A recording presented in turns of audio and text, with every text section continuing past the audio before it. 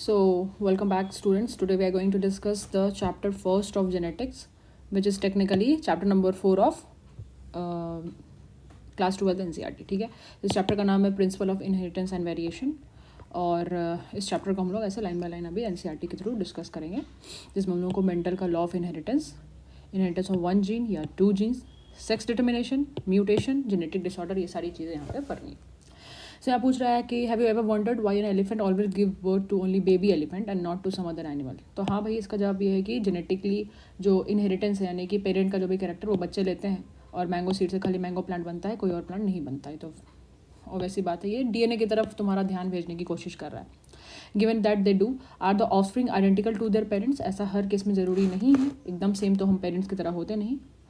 Do they show difference in some of their character? Yes, we do show difference. Have you ever wondered why siblings sometimes look so similar to each other? Yes, they can look exactly similar if they are like formed from a single zygote. एक ही zygote से बना होगा तो maternal twins कहेंगे, या similar भी दिख सकता है, सेम नहीं तो समटाइम्स इवन सो डिफरेंट. हाँ, बिल्कुल दिख सकता है. अलग अलग तरह से हम लोग अपने पेरेंट्स से जो है जेनेटिक मटेरियल लेते हैं. These and several related questions are dealt with scientifically in a branch of biology जिसको हम genetics कहते हैं. तो ये subject deals with the inheritance. Inheritance का मतलब होता है similarity, क्या आप inherit कर रहे हो, और variation भी, कि क्या आप different हो अपने parents से. तो inheritance मतलब similarity क्या, और variation मतलब क्या आपका difference है of characters from parent to offspring. Inheritance is the process by which characters are passed from parent to progeny, यानी कि similarity, and it is the basis of heredity, यानी कि inheritance heredity similar है, synonym है ना. Variation क्या है? Variation है कि क्या डिफरेंस है, is the degree by which the progeny differs from their parents. Okay, तो human knew from as early as 8000 to 1000 BC before Christ that one of the causes of variation was hidden in the sexual reproduction. हम जानते हैं sexual reproduction में ज़्यादा variation होता है, sexual में कम. They exploited the variations that were naturally present in the wild population, यानी कि जो पहले से पॉपुलेशंस थे, है ना. ओरिजिनल पॉपुलेशन को वाइल्ड पॉपुलेशन कह रहा है, तो उनके वेरिएशंस को उन्होंने यूज़ किया, प्लांट का और एनिमल का, और फिर जो भी यूजफुल वेरिएशन वाले जो प्लांट्स एनिमल्स उनको सेलेक्टिवली एक दूसरे के साथ क्रॉस किया, यानी ब्रीड कराया, और फिर उन ऑर्गेनिज्म को सेलेक्ट किया जिनमें इंसान के द्वारा डिजायर्ड कैरेक्टर ही होता था. For example artificial selection. Artificial selection तो हम लोग इवोल्यूशन में भी पढ़े कि ये वाला कैरेक्टर इन दोनों, जैसे ये गाय ज़्यादा दूध देती है और ये वाली जो है वो ज़्यादा तगड़ा बच्चा, ये जो मेल पार्ट है वो ज़्यादा है ना मस्कुलर है, तो इन दोनों को क्रॉस कराया, तो जो प्रोजेनी होगा उसमें सारा कैरेक्टर अपना होगा. तो ये जो है नेचर ने इसको सेलेक्ट नहीं किया, नेचर को सेलेक्ट करवाया गया, इंसान का यहाँ पे हाथ है. तो इस तरह के सिलेक्शन को हम लोग आर्टिफिशियल सिलेक्शन कहेंगे. और फिर उसको डोमेस्टिकेट किया, है ना, फ्रॉम एंसेस्ट्रल वाइल्ड काउ. पहले वाइल्ड काउ को ऐसे डोमेस्टिकेट किया जा रहा था, बाद में जो है अपने सेलेक्टेड ब्रीड को डोमेस्टिकेट किया गया. We have well known Indian breed जैसे सहीवाल काउ इन पंजाब. तो ये सारा अलग सी बात है, इस चैप्टर के लिए उतना ये इंपॉर्टेंट नहीं. We must however recognise that though our ancestors knew about the inheritance of characters and also the variation. उनको, हमारे एंसेस्टर को इनहेरिटेंस का भी पता था और वेरिएशन का भी पता था. They had very little idea about the scientific basis. उनको साइंटिफिक कारण नहीं पता था, बस उनको पता था कि हाँ भैया ऐसे हम लोग जो है सिमिलर कैरेक्टर को आगे भेज सकते हैं. ठीक है. Mendel's law of inheritance. It was during mid 19th century, 19वीं शताब्दी की बीच की बात है ये. दैट 19वीं शताब्दी मतलब वही 1800, that headway was made in the understanding of inheritance. तो ग्रिगोर मेंडल जो थे कंडक्ट किए थे hybridisation experiment on garden pea for 7 years. देखो, इनके आने से पहले बहुत लोगों ने ऐसा हाइब्रिडाइजेशन एक्सपेरिमेंट करके रखा था, लेकिन वो लोग सक्सेसफुल नहीं हुए थे. क्योंकि यार तुमको हाइब्रिडाइजेशन एक्सपेरिमेंट सक्सेसफुल तब होगा जब तुम स्टार्ट ही प्योर लाइन से करोगे. तो इन्होंने क्या किया ना, इन्होंने जो 7 साल तक एक्सपेरिमेंट किया था यहाँ पे, तो इसमें से शुरुआत का 3 से 4 साल इनको एक प्योर लाइन क्रिएट करने में लग गया, यानी कि प्योर टॉल पी प्लांट या pure dwarf pea plant create करने में लग गया. ठीक है, 7 साल ईयर आएगा 1856 to 1863, और इन्होंने प्रपोज किया law of inheritance in living organism. बाकी साइंटिस्ट सक्सेसफुल नहीं हुए, इन्होंने ये सक्सेसफुल है क्योंकि प्योर लाइन से स्टार्ट किया था. During Mendel's investigations into inheritance pattern, it was for the first time that, है ना, statistical analysis and mathematical logic were applied to problem in biology. क्योंकि यहाँ पे इन्होंने रेशो वगैरह के बारे में भी बात की थी, तो इसलिए कह रहा है इस experiment had a large sampling size. क्यों इसको पी प्लांट को ही क्यों यूज़ किया? क्योंकि आप जानते हो ना, पी में एक बार में बहुत सारे सीड्स बनते हैं, जितने सीड बनेंगे उतने बच्चे यानी प्लांट्स बनेंगे. तो सैम्पल साइज काफ़ी ज़्यादा है, तो आप कम सैम्पल में ही अगर देखोगे तो आप हो सकता है गलत कंक्लूजन में पहुँचो. जब एक लार्ज सैम्पल को देखोगे तो आप एक बेहतर कंक्लूजन में पहुँचोगे. तो इसलिए सैम्पलिंग साइज ज़्यादा था, तो इसके लिए बेहतर कंक्लूजन था. Have greater credibility to the data he collected. Also the confirmation of his inferences, है ना, from experiment on successive generation of his test plant, जिस प्लांट पे टेस्ट किया उसके बाकी जनरेशन पे भी उन्होंने सेम अपने पैटर्न को कंफर्म किया, प्रूव किया कि इनका result pointed to a greater rules of inheritance rather than being, है ना। अब मतलब एक बेकार आइडिया के नहीं था, ये एक प्रूवन फैक्ट था कि हाँ चलो इन्होंने एक सही एक्सपेरिमेंट किया। इन्होंने इन्वेस्टिगेशन किया characters in the garden pea plant that were manifested as two opposing trait. देखो इन्होंने 7 कैरेक्टर लिया, अभी 7 कैरेक्टर लिया और कैरेक्टर में ये सारे 7 कैरेक्टर है, लेकिन इनके ट्रेट्स कितने हैं, टोटल 14 ट्रेट है। अब याद कैसे रहेगा, बहुत आसान है।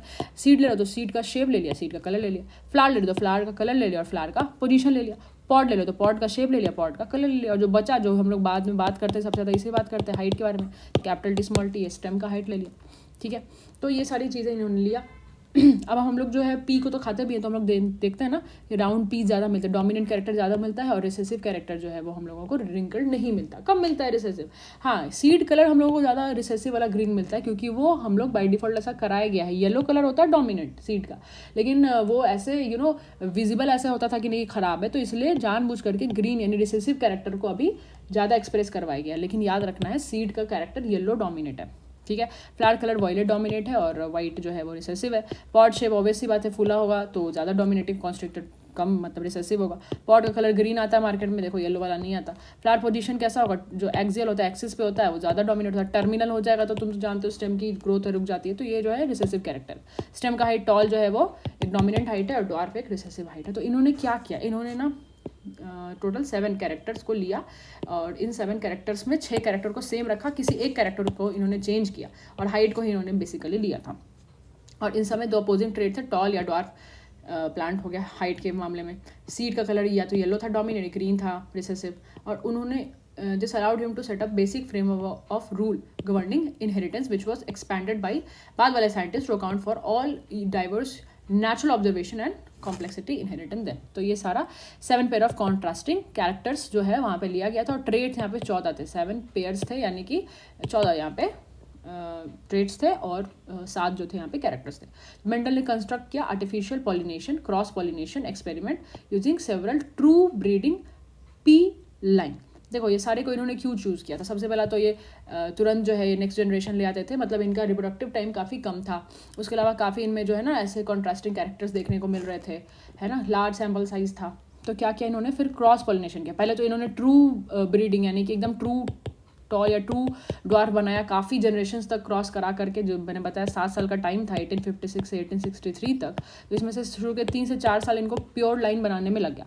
एक ट्रू ब्रीडिंग लाइन क्या होती है, ट्रू ब्रीडिंग लाइन वो होती है जिसने कंटिन्यूअस सेल्फ पॉलिनेशन कराया गया है और उसके बाद वो स्टेबल है ना ट्रेड का इनहेरिटेंस दिखा रही है और वो एक्सप्रेस करेगी सेवरल जनरेशन तक। मेंडल ने टोटल 14 ट्रू ब्रीडिंग पी के प्लांट वेराइटीज एज पेयर लिए which were similar except for 1 character. सारे कैरेक्टर में सिमिलर थे, खाली हाइट में वो डिफरेंट थे with contrasting trait. Some of the contrasting trait selected were smooth या फिर रिंकल्ड सीड, जो यहाँ पे सीड का देखा ना कि सीड जो है वो ऐसे राउंड यानी स्मूथ या फिर ऐसे रिंकल्ड देखने को मिल सकता है, या फिर येलो जो डोमिनेट है ग्रीन सीड, फुल या कंस्ट्रिक्टेड जो उनका पॉट था, पॉट का कलर ग्रीन लिया या येलो लिया, प्लांट का जो हाइट था टॉल या डॉर्फ लिया।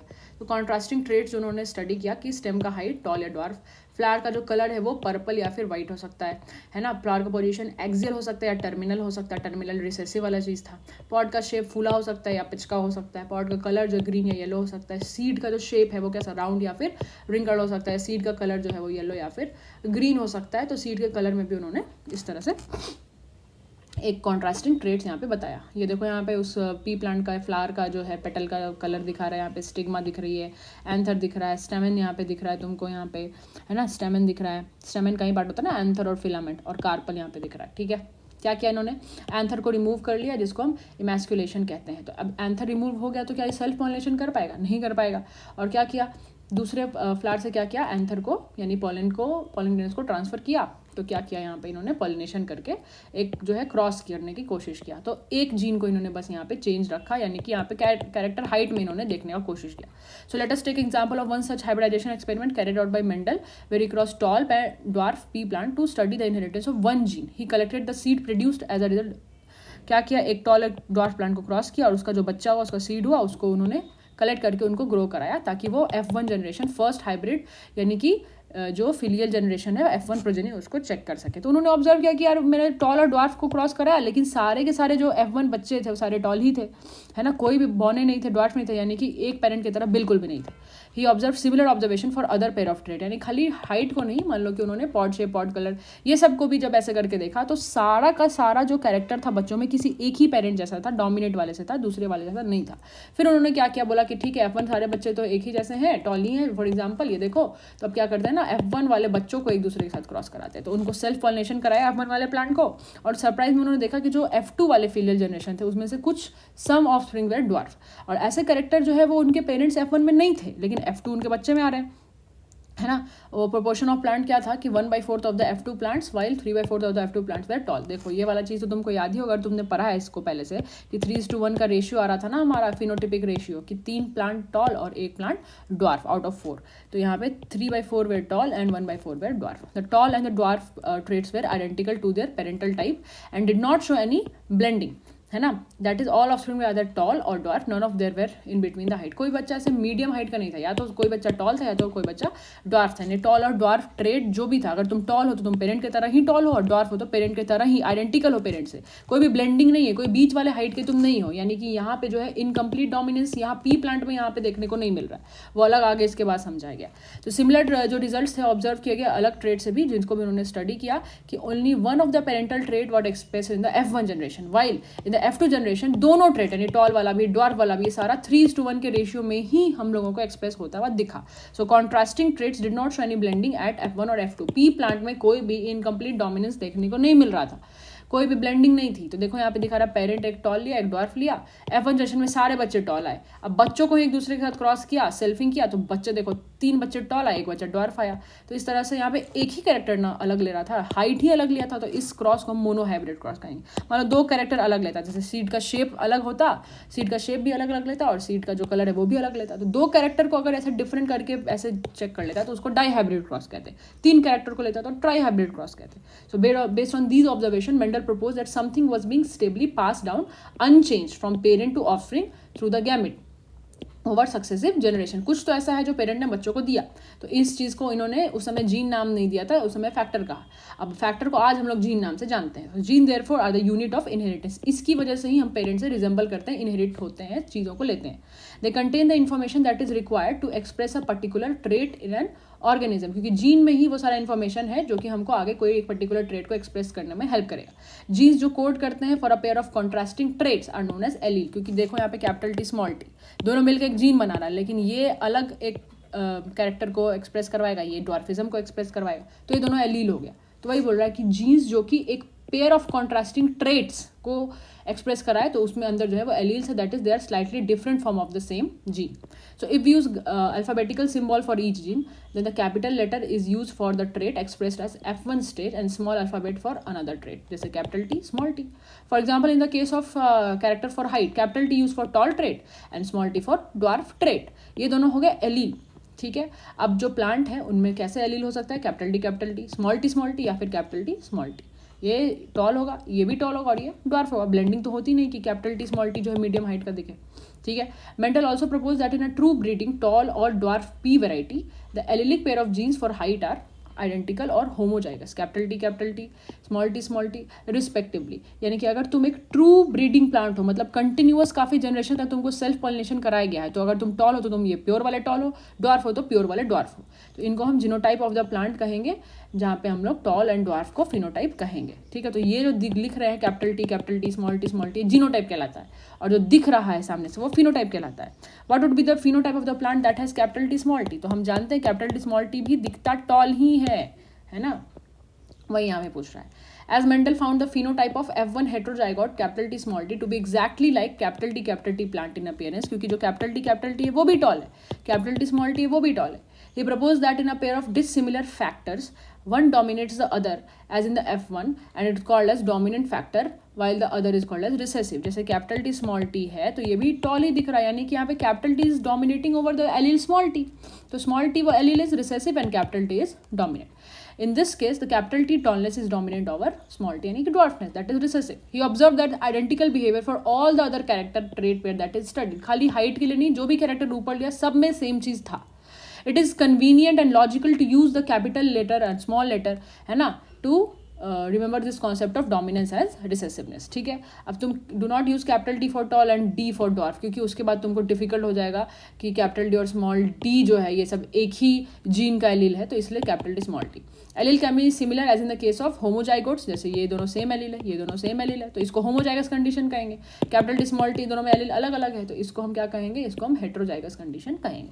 Since the capital D small T plant is heterozygous for genes controlling one character height, it is called as monohybrid, क्योंकि एक ही कैरेक्टर यहाँ पे हम लोग, है ना, it is called as monohybrid cross between capital T and small T, क्योंकि यहाँ पे हम लोग जो है वो क्या कर रहे हैं, एक ही कैरेक्टर में डिफरेंस लेने का कोशिश कर रहे हैं। तो ये पेरेंट थे कैपिटल टी, ये जो पेरेंट थे स्मॉल टी, डॉर्फ थे। देखो तो ये पेरेंट का गैमेट एक ही जैसा बनेगा, इसका भी एक ही जैसा बनेगा। बच्चे जो यहाँ पे 4 बनाएंगे, कैपिटल टी वाला, ठीक है, और स्मॉल टी वाला, कैपिटल टी वाला, स्मॉल टी वाला, कैपिटल टी वाला और स्मॉल टी वाला, ये वाला। तो इससे 4 बच्चे बनेंगे। सारे बच्चे जो है ऐसे heterozygous capital T small T बने। अब इन सारे बच्चों को एक दूसरे के साथ सेल्फिंग करा दो। सेल्फिंग कराएंगे इन बच्चों को तो क्या होगा, कैपिटल टी स्मॉल टी, एक बच्चे का 2 तरह गैमेट, इसका भी 2 तरह गैमेट। जब हम इन गैमेट्स को मिलाएंगे तो हम लोगों को कुछ इस तरह कैपिटल टी यहाँ देखने को मिलेगा, कैपिटल टी स्मॉल टी देखने को मिलेगा। मतलब इस तरह से इसे थोड़ा ये डायगनली बनाएंगे हम लोग, इस तरह से पनेट स्क्वायर बना के यहाँ पे चेक कर सकते हैं। तो इस तरह से हम लोगों को देखने को आराम से मिलता है। तो खैर हम लोग यहाँ पे आ रहे थे, तो यहाँ पे हम लोगों को जीनोटिपिक रेशियो और फिनोटिपिक रेशियो पे देखना था। तो जीनोटिपिक रेशियो कैसा मिल रहा है मेरे को, एक जीनोटाइप है कैपिटल टी वाला, है ना, और 2 जीनोटाइप है कैपिटल टी स्मॉल टी वाला, और एक है स्मॉल टी वाला। तो 1:2:1 का रेशियो जीनोटाइप में आ रहा है। फिनोटाइप में ये वाला और ये वाला, ये तीनों टॉल है, क्योंकि तीनों में कैपिटल टी एलील है, यहाँ पे स्मॉल टी है। तो कैसा आएगा, मेरे को डॉर्फ देखने को मिलेगा, ठीक है। From the observation that the recessive parental trait is express without any blending in the F2 generation, we can infer that when the tall and dwarf are produce gamete by the process the allele segregate or separate only one allele transfer to a gamete, ठीक है। तो ये सारी चीज़ें तो यार ये तो पूरा एकदम इस तरह का कहानी बन गया है। ये कैसा स्क्वायर है, ये तो हम देख पा रहे हैं, ये पनेट स्क्वायर है, ठीक है। तो ये कैपिटल टी देख लो, इन दोनों से आया है। यहाँ पे कैपिटल टी स्मॉल टी आया है, तो वो कैसे आया होगा, ये कैपिटल टी वाला है और ये स्मॉल टी वाला है, वो यहाँ पे आया होगा। तो हम देख पा रहे हैं ना कि हर एक पर्टिकुलर एलील अपने आप में इंडिपेंडेंटली असॉर्ट हो रहा है। ये वाला स्मॉल टी यहाँ पे आ गया है, और यहाँ कैपिटल टी स्मॉल टी है, तो वो कैसे आ गया होगा, तो यहाँ पे ये स्मॉल टी यहाँ से आ गया होगा और ये कैपिटल टी यहाँ से आ गया होगा। तो इस तरह से यहाँ पे इस तरह से यहाँ पे जो है ना, इसे क्रॉसेस किए गए हैं। ये स्क्वायर पनेट स्क्वायर है, क्योंकि पनेट स्क्वायर मतलब एक ब्रिटिश जेनेसिस्ट थे जो कि पनेट थे, उन्होंने ये स्क्वायर पर्टिकुलरली ऐसे दिया था, तो ये पनेट स्क्वायर था। तो बेसिकली यार तुमको करना क्या है ना, ऐसे पेरेंट्स लेना है जो फर्स्ट पेरेंट्स थे, पेरेंट को जो है क्रॉस कराना है, और पेरेंट को जैसे ही क्रॉस कराएंगे यहाँ बच्चे मेरे को F1 जनरेशन वाले मिल जाएंगे। अब F1 से जब F2 तुमको बनाना है तो सीधे नहीं बनाओगे, पहले F1 का गैमेट बनाओ। तो गैमेट कैसा बने, कैपिटल टी स्मॉल टी। अब बच्चों को बना दो, सिंपल कहानी। तो इस तरह से ये पूरी कहानी चलती है, ठीक है। टेस्ट क्रॉस किसको कहते हैं, तो वो भी यहाँ पे लिखा हुआ है, ठीक है। From the paragraph it is clear that genotypic ratio can be calculated by mathematical probability, this is okay fine. अब देखो एक टॉल प्लांट जो हमको मिला है, वो टॉल दिख तो रहा है, चाहे वो F1 का हो F2 का, अगर टॉल दिख रहा है तो हम ये तो नहीं बता सकते ना कि वो कैपिटल टी वाला होमोजाइगस टॉल है या फिर हेट्रोजाइगस टॉल है, वो हम नहीं कर सकते। तो अगर हमको उसका जीनोटाइप निकालना है कि होमोजाइगस हो या हेट्रोजाइगस हो, तो उसके लिए क्या करना पड़ेगा ना कि मेंडल ने क्या किया, टॉल प्लांट को क्रॉस कर दिया, F2 के टॉल प्लांट को किसी डॉर्फ प्लांट से क्रॉस कर दिया, मतलब बैक साइड में क्रॉस कर दिया, टेस्ट क्रॉस कर दिया। और टेस्ट क्रॉस करने के बाद जब हम लोग पढ़ते हैं, जो हम लोगों को पर्टिकुलर रेशियो आता है, उससे हम समझ जाते हैं कि वो बंदा है ना, वो टेस्ट क्रॉस जैसे यहाँ पे करके दिखाया गया, देख लो यहाँ पे जैसे मान लो ये होमोजाइगस रिसेसिव एक पेरेंट था, ठीक है, और ये जो बंदा था, ये था दिखा तो रहा था कि डोमिनेंट कैरेक्टर है। देखो यहाँ पे पर्पल कलर का तुमको फ्लावर दिख रहा है, तो यहाँ पे फ्लावर कैरेक्टर इन्होंने डब्ल्यू ऐसे ले लिया। अब ये होमोजाइगस पर्पल भी हो सकता है या फिर है ना ये हेट्रोजाइगस भी हो सकता है। तो चेक करना है कि ये होमोजाइगस है हेट्रोजाइगस है, तो कैसे चेक करेंगे, देखो इसको ना इस वाइट वाले फ्लावर के साथ क्रॉस करा देंगे। तो वाइट वाला तो स्मॉल डब्ल्यू है, स्मॉल डब्ल्यू है, लेकिन यहाँ पे कैपिटल डब्ल्यू और यहाँ पे कैपिटल डब्ल्यू स्मॉल डब्ल्यू। जब हम क्रॉस करेंगे तो हमको क्या देखने को मिलेगा, स्मॉल डब्ल्यू कैपिटल डब्ल्यू, ये भी purple, small W capital W, फिर ये भी purple, small W capital W, ये भी पर्पल, सारे जो है पर्पल ही आ रहे हैं, यानी कि डोमिनेंट वाला था, डोमिनेंट होमोजाइगस डोमिनेंट था ये पर्पल वाला फ्लावर। लेकिन अगर हम इनको इस टेस्ट क्रॉस से इन पेरेंट से क्रॉस कर रहे हैं तो कैपिटल डब्ल्यू स्मॉल डब्ल्यू, फिर से purple, capital W small purple, लेकिन स्मॉल डब्ल्यू तो यहाँ पे वाइट भी फ्लावर आ रहे हैं, half flowers are white, half flowers are purple. तो कहीं ना कहीं यहाँ पे हम लोगों को जो रेशियो है, जो फिनोटाइपिक रेशियो है, यहाँ पे सारे बच्चे पर्पल है, लेकिन यहाँ पे हाफ बच्चे, आधे पर्पल आधा वाइट। तो समझ जाएंगे कि ये हेट्रोजाइगस डोमिनेंट वाला था।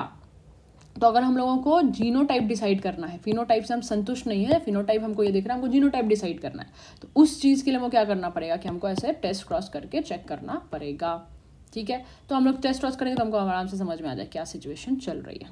ठीक है।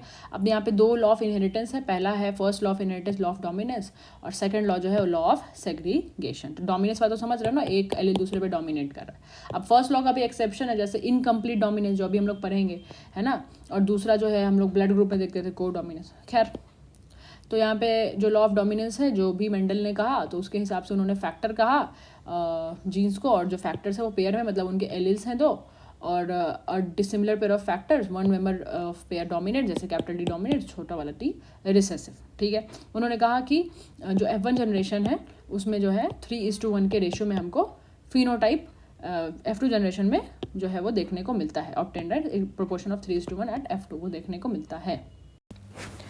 So now let's come to the law of segregation.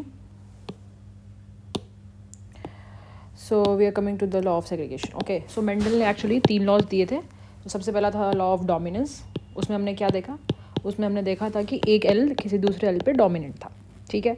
और लॉ ऑफ डोमिनेंस का एक्सेप्शन भी है, 2 एक्सेप्शन है इसका, जैसे इनकम्प्लीट डोमिनेंस, जो अभी हम लोग इसके बाद यहाँ पे देखने वाले हैं कि हाँ यहाँ पे एक एल दूसरे पे पूरी तरह से डोमिनेट नहीं होता, दोनों एक्सप्रेस होता है, तो एक्सेप्शन हो गया। और दूसरा को डोमिनेंस, जैसे ब्लड ग्रुप में हम लोग पढ़ने वाले हैं, जैसे किसी का ब्लड ग्रुप है अगर AB, तो उसका मतलब है कि ना कि उसके पास IA और IB ये दोनों एलिल्स हैं और दोनों साथ में एक्सप्रेस हो रहे हैं, दोनों को डोमिनेंट। तो ऐसा ज़रूरी नहीं है कि हमेशा एक एलिल दूसरे पे डोमिनेट पूरी तरह से करे, या तो दोनों एक्सप्रेस हो सकते हैं, या तो दोनों एक्सप्रेस हो सकते हैं यहाँ ब्लड ग्रुप वाले, या फिर दोनों ब्लेंड करके कोई यूनिक कैरेक्टर दिखा सकते हैं। तो पहला जो लॉ था लॉ ऑफ डोमिनेंस मेंडल का, उसका एक्सेप्शन है। दूसरा लॉ यहाँ पे जो हम लोगों को मेंडल का पढ़ना है वह है लॉ ऑफ सेग्रीगेशन। तो लॉ ऑफ सेग्रीगेशन क्या कहता है? लॉ ऑफ सेग्रीगेशन बस ये कहता है कि जो एलिल्स हैं वो सेग्रीगेट यानी अलग अलग होते हैं, एक एलिल को दूसरे एलिल से कोई मतलब नहीं है। एलिल्स जो है वो ब्लेंडिंग नहीं शो करते, है ना। यहाँ पे जैसे फॉर एग्जाम्पल मान लो मैंने पेरेंट लिया था कैपिटल टी स्मॉल टी, इन दोनों को जब क्रॉस कराया तो जो F1 जनरेशन बना उसमें ये वाला बच्चा बना जिसका genotype capital T small T था। ठीक है। तो सारे बच्चे टॉल बने F1 जनरेशन में, लेकिन जब इन F1 जनरेशन के बच्चों को जब सेल्फिंग कराया तो कैपिटल टी स्मॉल टी, तो यहाँ पे जो है ना, यहाँ पे जो बच्चे बने वो कैसे बने, तो हमने अभी तुरंत देखा था कैपिटल टी स्मॉल टी। तो बच्चे यहाँ पे ड्वार्फ भी बने ना, F2 जनरेशन में बच्चा ड्वार्फ भी आया, लेकिन F1 में सारे बच्चे जो थे वो टॉल थे। तो कहीं ना कहीं इसको देख करके अगर बाहर से देखोगे फिनोटिपिकली तो तुमको लगेगा सारे बच्चे टॉल है, यानी कि ये छोटा वाला ये टी यानी कि जो रिसेसिव एलील है वो आया ही नहीं है। F1 को देख के ऐसा लगेगा, लेकिन F2 में तो बच्चे ड्वार्फ हो रहे हैं। तो इसका मतलब क्या है कि एलिल्स जो है वो एक दूसरे से इंडिपेंडेंटली सेग्रीगेट करते, वो ब्लेंडिंग नहीं दिखाते। Law of segregation that both the characters are recovered as such in the F2 generation. Allele blend हुई नहीं, एलिल स्मॉल टी ऐसा नहीं था गायब हो गया या ब्लेंड हो गया, वो था, वो बस एक्सप्रेस नहीं हो पाया था, लेकिन वो रिकवर तो हुआ F2 जनरेशन। ठीक है। ऑल्दो वो F1 जनरेशन में दिखा नहीं था। ठीक है। दो द पेरेंट्स कंटेंट दोनों allele during gamete formation capital T B small T B, the alleles of a pair segregate from each other, एक दूसरे से अलग हो गए। A gamete receives only one of the two factors, यानी कि यहाँ फैक्टर मतलब एलिल है, तो गैमेट जो था एक गैमेट में कैपिटल टी गया, एक गैमेट में स्मॉल टी गया, है ना। और जो F1 जनरेशन बना कैपिटल टी स्मॉल टी बना था उसमें स्मॉल टी, बस वो एक्सप्रेस नहीं हो पाया। ठीक है। तो वही कह रहा है कि होमोजाइगस जो parent of course, homozygous parent produces all gametes that are similar, है ना। जैसे होमोजाइगस पेरेंट है कैपिटल टी, इसका जितना गैमेट बनेगा कैपिटल टी वाला ही बनेगा। और अगर मान लो कि स्मॉल टी वाला होमोजाइगस पेरेंट है, इसका जितना गैमेट बनेगा स्मॉल टी वाला बनेगा। लेकिन अगर कोई पेरेंट हेट्रोजाइगस है तो वो 2 तरह का गैमेट बनेगा। अगर पेरेंट इस तरह का है तो उसका एक गैमेट कैपिटल टी वाला बनेगा, एक गैमेट स्मॉल टी बनेगा, है ना। तो दोनों तरह का गैमेट बनेगा, each having one allele with equal proportion, मतलब 50% गैमेट ऐसे 50% गैमेट ऐसे।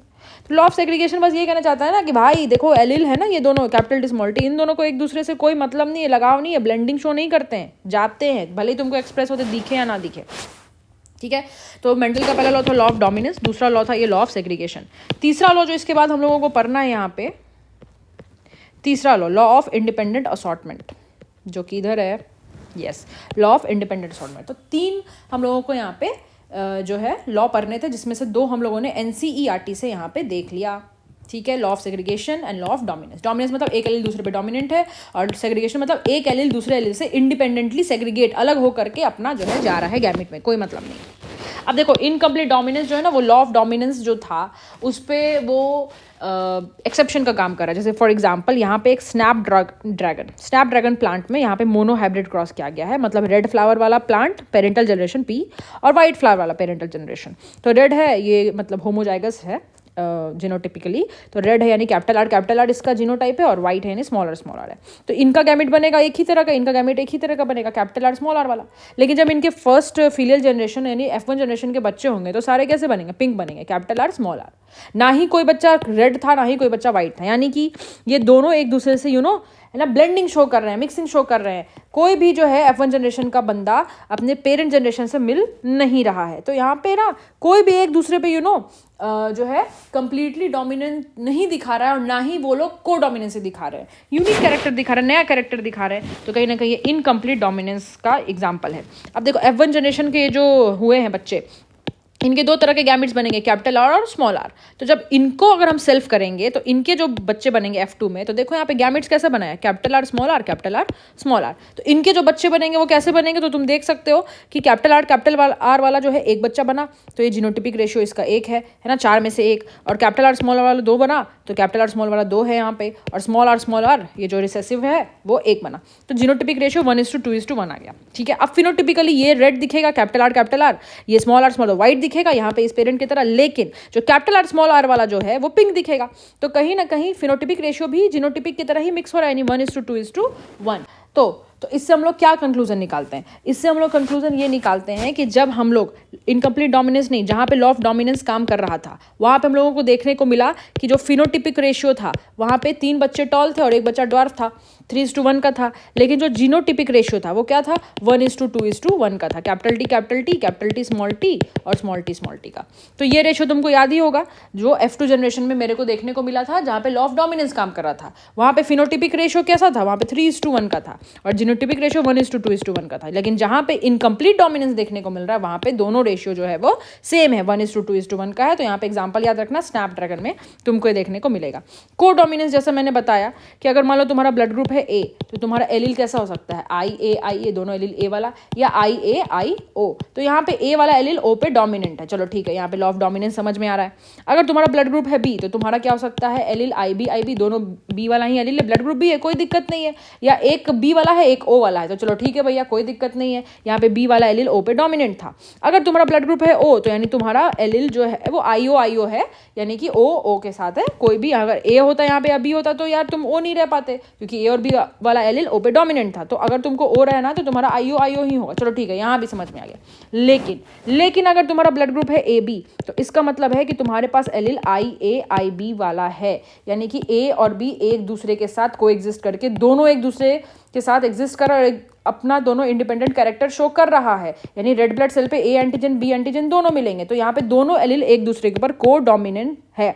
और ये भी हमारा लॉ ऑफ डोमिनेंस का क्या है, एक्सेप्शन। तो लॉ ऑफ डोमिनेंस जो था उसका एक्सेप्शन इनकम्प्लीट डोमिनेंस भी है और उसका एक्सेप्शन को डोमिनेंस भी। इन दोनों में क्या डिफरेंस है, यहाँ पे जो एलील था कैपिटल आर स्मॉल आर, ये दोनों ब्लेंड होकर कोई यूनिक कैरेक्टर पिंक कैरेक्टर दिखा रहा था।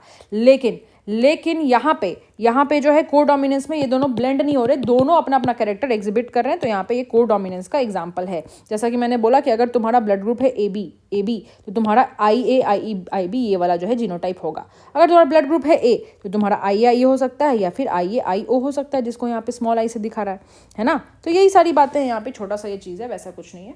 इनहेरिटेंस ऑफ 2 जीन, अभी तक हमने क्या देखा था, अभी तक हमने देखा था कि 7 जो है कैरेक्टर लिया था मेंडल ने, जिसमें 6 कैरेक्टर को सेम रखा था, बस एक कैरेक्टर यानी कि हाइट में डिफरेंस लिया था। लेकिन अब हम लोग उसी पी प्लांट में क्या करेंगे कि 5 कैरेक्टर को सेम रखेंगे और 2 कैरेक्टर में डिफरेंस लेंगे, यानी कि 2 अलग अलग हम लोग जो है कैरेक्टर का असॉर्टमेंट यानी कि कैसे आगे जा रहा है वो हम लोग अभी पढ़ने वाले हैं। तो देखो यार, यहाँ पे ना इसको हम लोग डाई हाइब्रिड क्रॉस कहेंगे, जबकि इससे पहले जो भी पढ़ा है वो सारा मोनो हाइब्रिड क्रॉस था। ठीक है, तो देखो क्या क्या यहाँ पे 2 कैरेक्टर लिया। एक तो सीड का शेप देख लो भाई, यहाँ पे राउंड है, यहाँ पे रिंकल्ड है, तो पहला कैरेक्टर सीड शेप लिया।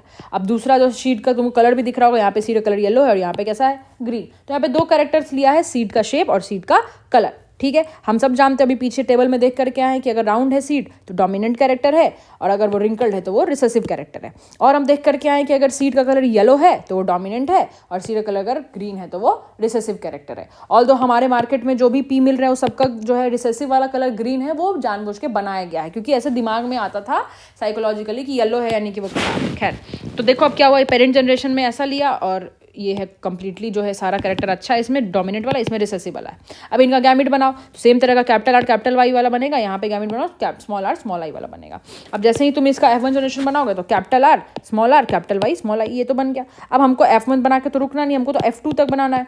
देख लो यार, क्योंकि ये दिख रहा है एकदम डोमिनेंट वाला, लेकिन क्या इसमें ये क्या मतलब होमो जाएगा से? नहीं, इसमें जो है रिसेसिव भी हम लोगों को एलिल्स देखने को मिल रहे हैं। तो जब F2 बनेगा ना तो ये देखो सारा जो है पेरेंट जैसा नहीं दिख रहा है, यहाँ पे तुमको रिसेसिव टाइप के भी कैरेक्टर्स यहाँ पे देखने को मिल रहे हैं कि सीड का कलर तुमको कैसा दिख रहा है, देखो ग्रीन, या फिर सीड का शेप भी तुमको रिंकल्ड दिख रहा है। तो अगर तुमको भी इतना लंबा चौड़ा याद नहीं रखना है ना, जैसे यहाँ पे फिनोटिपिक रेशियो लिख रहा है, कितना आसान है मैं बता दूं, इसको रट्टा नहीं मारना है। तुमको याद रखना है कि जो मोनो हाइब्रिड क्रॉस था उसमें जो था वो फिनोटिपिक रेशियो क्या था, मतलब कितने लोग टॉल दिखते थे, तो 3 टॉल थे, एक जो था वो ड्वार्फ था। तो अगर मोनो हाइब्रिड का फिनोटिपिक रेशियो 3:1 था, तो डाई हाइब्रिड का क्या होगा, इसका स्क्वायर कर दो। तो 3:1 को स्क्वायर करोगे यानी 3:1 से मल्टीप्लाई करोगे, तो 3 जा 9 3 1 जा 3 3 1 जा 3 1 1 जा 1, तो 9:3:3:1। तो जो भी अगर तुमसे पूछे कि नहीं मेरे को डाई हाइब्रिड, मेरे को ट्राई हाइब्रिड क्रॉस का फिनोटिपिक रेशियो बताओ, तो फिर से 3:1 का तुम क्यूब कर देना जो आएगा। तो कहीं ना कहीं मोनो हाइब्रिड से ही related dihybrid, trihybrid, ये सारी चीज़ें होती हैं। फिनोटिपिक रेशियो यहाँ पे दिया हुआ है। अगर मान लो तुमसे कोई बोले नहीं भाई हमको फिनोटिपिक रेशियो मत बताओ, हमको जीनोटिपिक रेशियो बताओ, तो तुमको याद होगा जीनोटिपिक रेशियो 1:2:1 था ना F2 जनरेशन में मोनो हाइब्रिड क्रॉस का। तो अगर तुमको डाई हाइब्रिड का पूछे तो इसको तुम स्क्वायर कर दो, तो 1:2:1:2:2:1:1 आ जाएगा। मतलब इसी को 1:2:1 को मैंने क्या किया है, इसको मल्टीप्लाई कर दिया 1:2:1 से। तो वही वाला चीज़ तुमको करना है, दैट्स इट। इसमें कोई ऐसे रट्टा नहीं मानना है। तो इसी डाई हाइब्रिड क्रॉस के बाद आता है लॉ ऑफ इंडिपेंडेंट असॉर्टमेंट। इतना पढ़ने से ज़्यादा इंपॉर्टेंट है, ज़्यादा अच्छा है, मैं तुमको सीधे बता दूँ। इंडिपेंडेंट असॉर्टमेंट क्या कर रहा है, इंडिपेंडेंट असॉर्टमेंट कह रहा है कि देख भाई यहाँ पे राउंड के लिए ये वाला जो है जीन रिस्पॉन्सिबल था, है ना, मतलब शेप के लिए, और यहाँ पे कलर के लिए ये वाला रिस्पॉन्सिबल था। तो क्या इस शेप देने वाले एलिल्स को यानी जीन को इस कलर देने वाले एलिल से कोई मतलब था? नहीं। इसका कैपिटल आर इस कैपिटल वाई से इंडिपेंडेंट, यानी कि ऐसा नहीं कि इन दोनों ने ब्लेंडिंग शो किया, एक दूसरे से कोई इफेक्ट पड़ा, ऐसा कुछ भी नहीं है। सारे यानी कि यहाँ पे लॉ ऑफ इंडिपेंडेंट असॉर्टमेंट में क्या किया गया ना कि दो अलग अलग जीन्स को कंपेयर किया गया कि भाई इन जीन्स को एक दूसरे से कोई मतलब नहीं है, ये इंडिपेंडेंटली असॉर्ट होते हैं, इंडिपेंडेंटली आगे जाते हैं। जब हम 2 पेयर ऑफ कैरेक्टर्स को लेते हैं, 2 पेयर ऑफ ट्रेट्स को लेते हैं, है ना, कैरेक्टर्स के अंदर जो ट्रेट्स आते हैं, यानी कि टोटल हम 4 ट्रेट्स को ले रहे हैं, ठीक है, तो उस केस में वो क्या दिखने को मिलेगा कि एक पेयर ऑफ कैरेक्टर यानी एक पेयर जो था इधर वाला, it is independent of the other pair. तो अब तुमसे कोई सीधे पूछे कि नहीं मेरे को कंफ्यूजन हो रहा है कि लॉ ऑफ सेग्रीगेशन ये वाला और लॉ ऑफ इंडिपेंडेंट असॉर्टमेंट में डिफरेंस बताओ, तो तुम बोला भाई देख लॉ ऑफ सेग्रीगेशन में एक एलिल दूसरे एलिल से independently, capital T small T से इंडिपेंडेंटली असॉर्ट होता था, अंदर जाता था, सेग्रीगेट करता था, कोई मतलब नहीं था।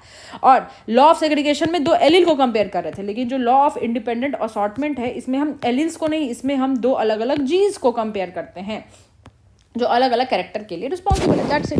अब देखो क्रोमोसोमल थ्योरी ऑफ इनहेरिटेंस में क्या कह रहा है कि देखो मेंडल जी जब आए थे तो 1856 से लेकर के 1863 तक खूब काम किया, और फिर अपना जो है वर्क पब्लिश किया 2 साल बाद 1865 में, लेकिन 1900 तक इनको कोई भी जो है रिकॉग्नाइज नहीं कर रहा था, है ना। क्यों नहीं कर रहा था? पहला रीजन लिख रहा है कम्युनिकेशन ईजी नहीं था, तो वो बेचारे अपना जो है पब्लिश उतना वाइडली नहीं कर पाए।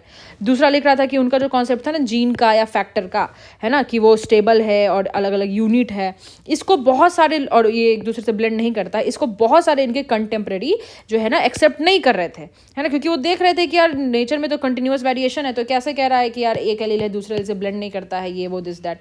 तीसरा मेंडल जी ने जो मैथमेटिकल अप्रोच लगा लिया था ना बायोलॉजी में, वो टोटली न्यू था, अनएक्सेप्टेबल था, लोगों को लगता था कि यार बायोलॉजी में क्या मैथ्स लगेगा। तो ये सारी चीज़ें थी जिसकी वजह से, है ना, उनका वर्क जो है वो उस समय बेचारे डेथ हो गए, डेथ के बाद उनके जो है रिकॉग्नाइज किया गया। तो देखो यार 1900 में क्या हुआ, 1900 में ऐसा क्या हुआ कि उनके वर्क को रिकॉग्नाइज किया गया। 3 साइंटिस्ट अपना अलग अलग काम कर रहे थे, साथ में नहीं थे ये सारे, ह्यूगो डे व्रीज, कैल्स कॉरेंस और सेरमार्क। तो ये सारे इंडिपेंडेंटली अलग अलग से रीडिस्कवर किए मेंडल का result on the inheritance of character, है ना। क्यों, कैसे किए? Also by this time due to advancement in microscopy was taking place, scientist were able to carefully observe the cell का डिवीजन। और सेल का डिवीजन जैसे ही वो देख पा रहे थे, न्यूक्लियस वगैरह को डिटेल से देख पा रहे थे, तो this led to the discovery of structures in the nucleus that were appear to double, यानी क्रोमोजोम का बात हो रहा है, क्रोमोजोम यार होमोलोगस क्रोमोजोम तुम जान रहे हो, divide just before each cell division. तो क्रोमोजोम की डिस्कवरी हुई, क्रोमोजोम यानी कि क्रोमा यानी कलर्ड, जोम यानी बॉडी, है ना। By 1902 the chromosome movement during meiosis, उसके बारे में पता चल चुका था। तो अब यहाँ पे सटन और बोवरी, है ना, बोवरी का यहाँ पे नाम आ रहा है क्योंकि इन्होंने क्रोमोजोमल थ्योरी ऑफ इनहेरिटेंस दिया, मतलब इनहेरिट जो हो रहा है वो एक्चुअली क्रोमोजोम हो रहा है, वो इन्होंने बताया। तो इन्होंने नोट किया बिहेवियर ऑफ क्रोमोजोम, जो कि एग्जैक्टली सेम था, पैरेलल काम करता था बिहेवियर ऑफ जीन के। क्यों? क्योंकि क्रोमोजोम पे ही जीन होता है ना यार, ठीक है। तो इन्होंने अब एनसीईआरटी ने बोला है कि भाई तुमने 11th क्लास में पढ़ा, अब उसको रिकॉल करो बैठ के कि किस तरह से क्रोमोजोम माइटोसिस में और किस तरह से क्रोमोजोम मियोसिस में अपना वर्क करता है, ठीक है। और क्रोमोजोम भी पेयर में होता है और जीन्स भी पेयर में होता है। क्यों? क्योंकि अगर ये क्रोमोजोम है तो इसका होमोलोगस भी तो क्रोमोजोम होगा, तो इस पे जो जीन है सेम उसी लोकेशन पे यहाँ पे भी जीन होगा, ठीक है। तो दो एलील है ना एक जीन का, वो लोकेटेड है किस पे? Pair of homologous chromosome. जैसे फॉर एग्जांपल किसी का हाइट टॉल है, कैपिटल टी स्मॉल टी है, तो कहीं ना कहीं ये वाला क्रोमोजोम और ये वाला क्रोमोजोम दोनों होमोलोगस है, तो यहाँ पे इस पोजीशन पे कैपिटल टी एलील है, लेकिन यहाँ पे होमोलोगस क्रोमोजोम है, सेम लोकेशन पे, सेम लोकस पे स्मॉल टी एलील देखने को मिलेगा, ठीक है। अब यहाँ पे यार देखो, यहाँ पे मियोसिस दिखा रहा है, माइटोसिस नहीं दिखा रहा है, ठीक है। तो तुम यहाँ पे देखो क्या पूछ रहा है, meiosis and germ cell formation in a cell with 4 chromosome. तो 1 2 3 4 4 क्रोमोजोम है। Can you see how chromosome segregate when the germ cell form? बिल्कुल देख लेते हैं यार।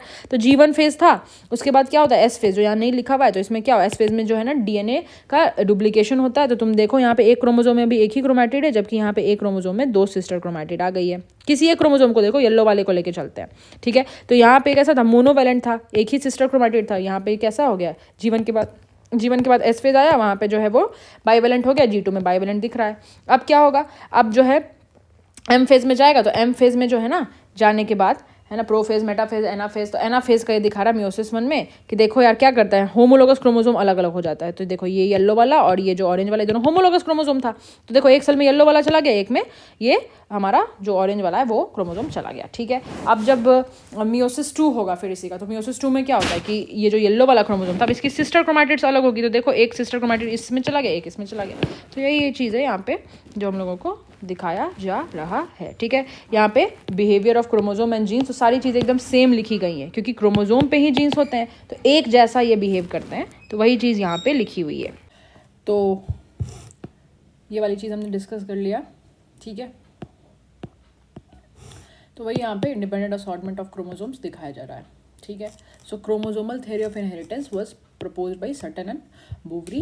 They argued that the pairing and separation of a pair of chromosome would lead to segregation of a pair of alleles, यानी factors they carried. Sutton united the knowledge of chromosomal segregation with Mendelian principle and called it chromosomal theory of inheritance. So Mendel के death के बाद 3 scientist independently काम किए, ह्यूगो day व्रिज, है ना, सेरमार्क and कैल्स कॉरिन्स, और उसके अलावा सटन एंड बोवरी ने भी अपने क्रोमोजोमल थ्योरी ऑफ इनहेरिटेंस में क्रोमोजोमल बिहेवियर को मेंडल के जो फैक्टर्स थे, यानी जो एलील्स वगैरह के बारे में उन्होंने बताया, उसके साथ उन्होंने कंबाइन करके बताया था, ठीक है। तो following the synthesis of ideas, experimental verification, experiment किया गया, किस चीज़ का वेरिफिकेशन किसने किया कि हाँ ये क्रोमोजोमल थ्योरी ऑफ इनहेरिटेंस सही है ना, उसको T.H. मॉर्गन ने, थॉमस हंट मॉर्गन ने, उनके कलीग्स ने इस ड्रोसोफिला पे, है ना, fruit fly Drosophila melanogaster, male female, यहाँ पे देख पाओगे, है ना, मेल एंड फीमेल का साइज़ काफ़ी बड़ा यहाँ पे आपको दिख रहा है, ठीक है। तो उनमें इन्होंने एक्सपेरिमेंट यहाँ पे किया, ठीक है। तो Morgan worked with the tiny fruit flies Drosophila and क्यों इस पे इन्होंने काम किया, तो यार देखो, एक तो ये बहुत जल्दी अपने लाइफ साइकिल को कंप्लीट कर लेते हैं 2 वीक्स में, एक सिंगल मीटिंग में बहुत सारे बच्चे बनते हैं, सैम्पल साइज फिर से ज़्यादा है, ठीक है। और मेल फीमेल जो है आराम से आप देख के ही डिफ्रेंशिएट कर सकते हो, साइज वाइज भी कर सकते हो, है ना। और भी also it had many type of hereditary variation that can be seen with low power microscope, तो उसके लिए हाई पावर माइक्रोस्कोप की भी ज़रूरत नहीं है, ठीक है। अब ये जो टॉपिक है लिंकेज एंड रिकॉम्बिनेशन, ये लिंकेज एंड रिकॉम्बिनेशन मॉर्गन जी ने डाई हाइब्रिड क्रॉस किया ड्रोसोफिला पे, मोनो हाइब्रिड नहीं, डाई हाइब्रिड क्रॉस किया, 2 अलग अलग कैरेक्टर्स को लिया और फिर उसके बाद F1 बनाया, F2 बनाया, ठीक है। और फिर उसके बाद ये जो भी इन्होंने कैरेक्टर्स लिया था ना, वो सारे कैरेक्टर्स एक्स क्रोमोजोम पे लोकेटेड थे, ठीक है, यानी कि सेम क्रोमोजोम पे लोकेटेड थे। तो इन्होंने अब लिंकेज और रिकॉम्बिनेशन के बारे में कुछ समझाने की कोशिश की है, जो यहाँ पे इन लोगों ने, ये एनसीईआरटी वालों ने यहाँ इसको जो है समझाया है।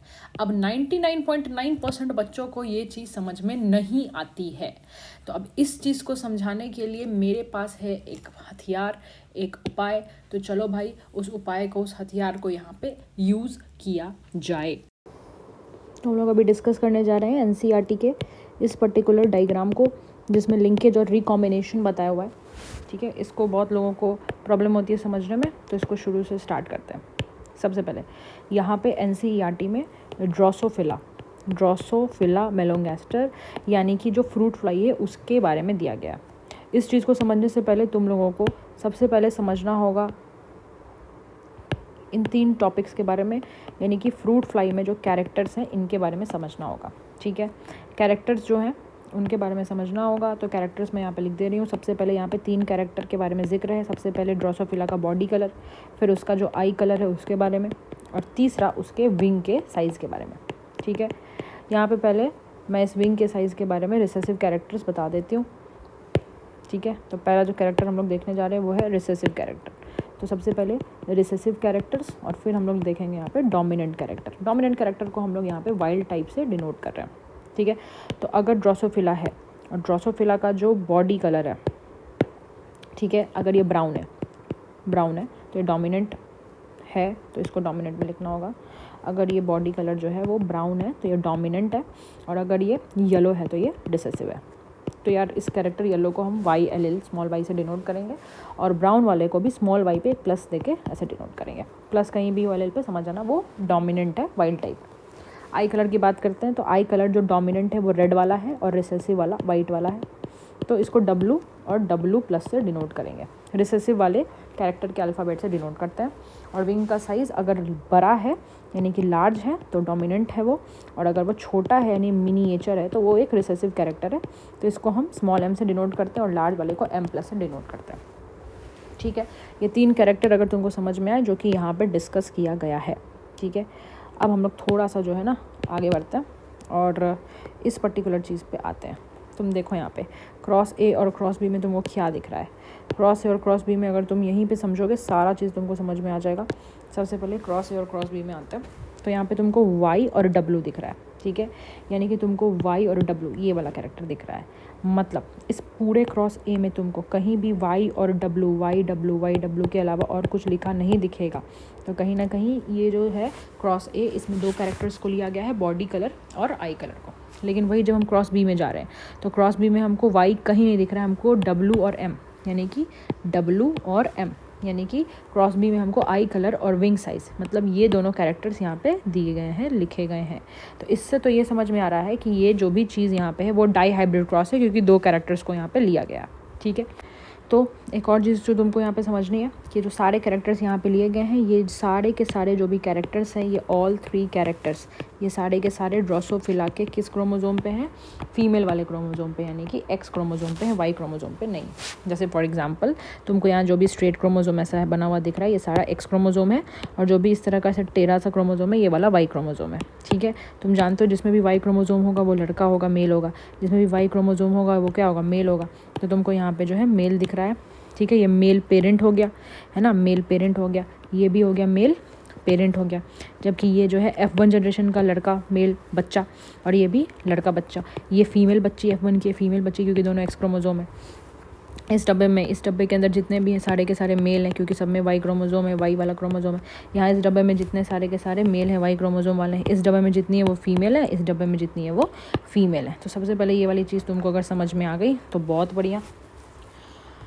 थोड़ा सा और आगे बढ़ते हैं तो देखो यहाँ पे ये जो 2 कैरेक्टर्स यहाँ पे लिए गए हैं, यानी कि बॉडी कलर और आई कलर। बॉडी कलर यानी कि येलो रिसेसिव वाला, और आई कलर रिसेसिव वाला वाइट। ये दोनों कैरेक्टर्स बॉडी कलर और जो आई कलर वाले जो भी एलील्स हैं वो सारे बगल बगल में हैं, यानी कि ये एक दूसरे से लिंकेज शो कर रहे हैं, लिंक्ड है।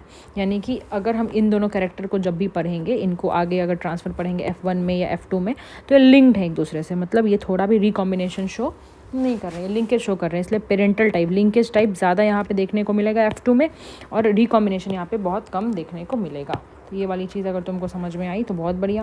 फिर अगर हम क्रॉस बी में आ रहे हैं तो क्रॉस बी में यहाँ पे हमको जो है W और M यानी कि आई कलर यानी W और M यानी कि विंग साइज़ के बारे में बताया जा रहा है। और W और M यानी आई कलर और विंग साइज़ को डिसाइड करने वाले एलिल्स एक दूसरे से काफ़ी दूर हैं, तो दूर हैं तो इनके बीच में लिंकेज काफ़ी कम है ना, इनके बीच में रिकॉम्बिनेशन ज़्यादा होगा, इसलिए रिकॉम्बिनेंट टाइप जो 1% था यहाँ पे 37% पहुँच गया, और पेरेंटल टाइप 98% था, वो अभी लिंकेज यहाँ पे कम हो रहा है, 62% घट गया। ये दोनों चीज़ तुमको समझ में आ गई होगी आई होप। और थोड़ा आगे बढ़ते हैं। यहाँ पे देखो यार, जो भी कैरेक्टर्स मैंने लिखे सारे के सारे कैरेक्टर्स एक्स क्रोमोजोम पे हैं। तुम देख पा रहे हो यहाँ पे वाई क्रोमोजोम पे कैरेक्टर नहीं लिखा गया है, क्योंकि वाई पे ये सारे कैरेक्टर्स को डिसाइड करने वाले एलिल्स नहीं पाए जाते हैं। तो अगर तुमको इतना समझ में आया तो अब इसके अंदर में क्या लिखा हुआ है वो सारी चीज़ें मैं तुमको समझा देती हूँ। सबसे पहले पेरेंट से F1 कैसे बना, तो देखो यार, पेरेंट को देखो, F1 अपने आप समझ में आएगा। देखो सबसे पहले मैं इस पेरेंट को लेती हूँ, क्रॉस ए, अभी क्रॉस बी की बात नहीं चल रही। क्रॉस ए में जो पेरेंट है फीमेल पेरेंट है ना, ये वाली जो है फीमेल पेरेंट है। तो जो फीमेल पेरेंट है, अगर हमको इस फीमेल पेरेंट से अगर हमको F1 बनाना है तो सबसे पहले फीमेल पेरेंट के हम क्या करेंगे, गैमेट्स बनाएंगे। तो फीमेल पेरेंट के जब हम गैमेट्स बनाएंगे तो एक ही तरह का ये गैमेट बनाएगी, क्योंकि इसके पास दोनों एक्स क्रोमोसोम एक जैसे हैं, तो YW वाला ये गैमेट बनाएगी, जिसमें Y और W एक दूसरे के बगल बगल में है ये एलील, ठीक है।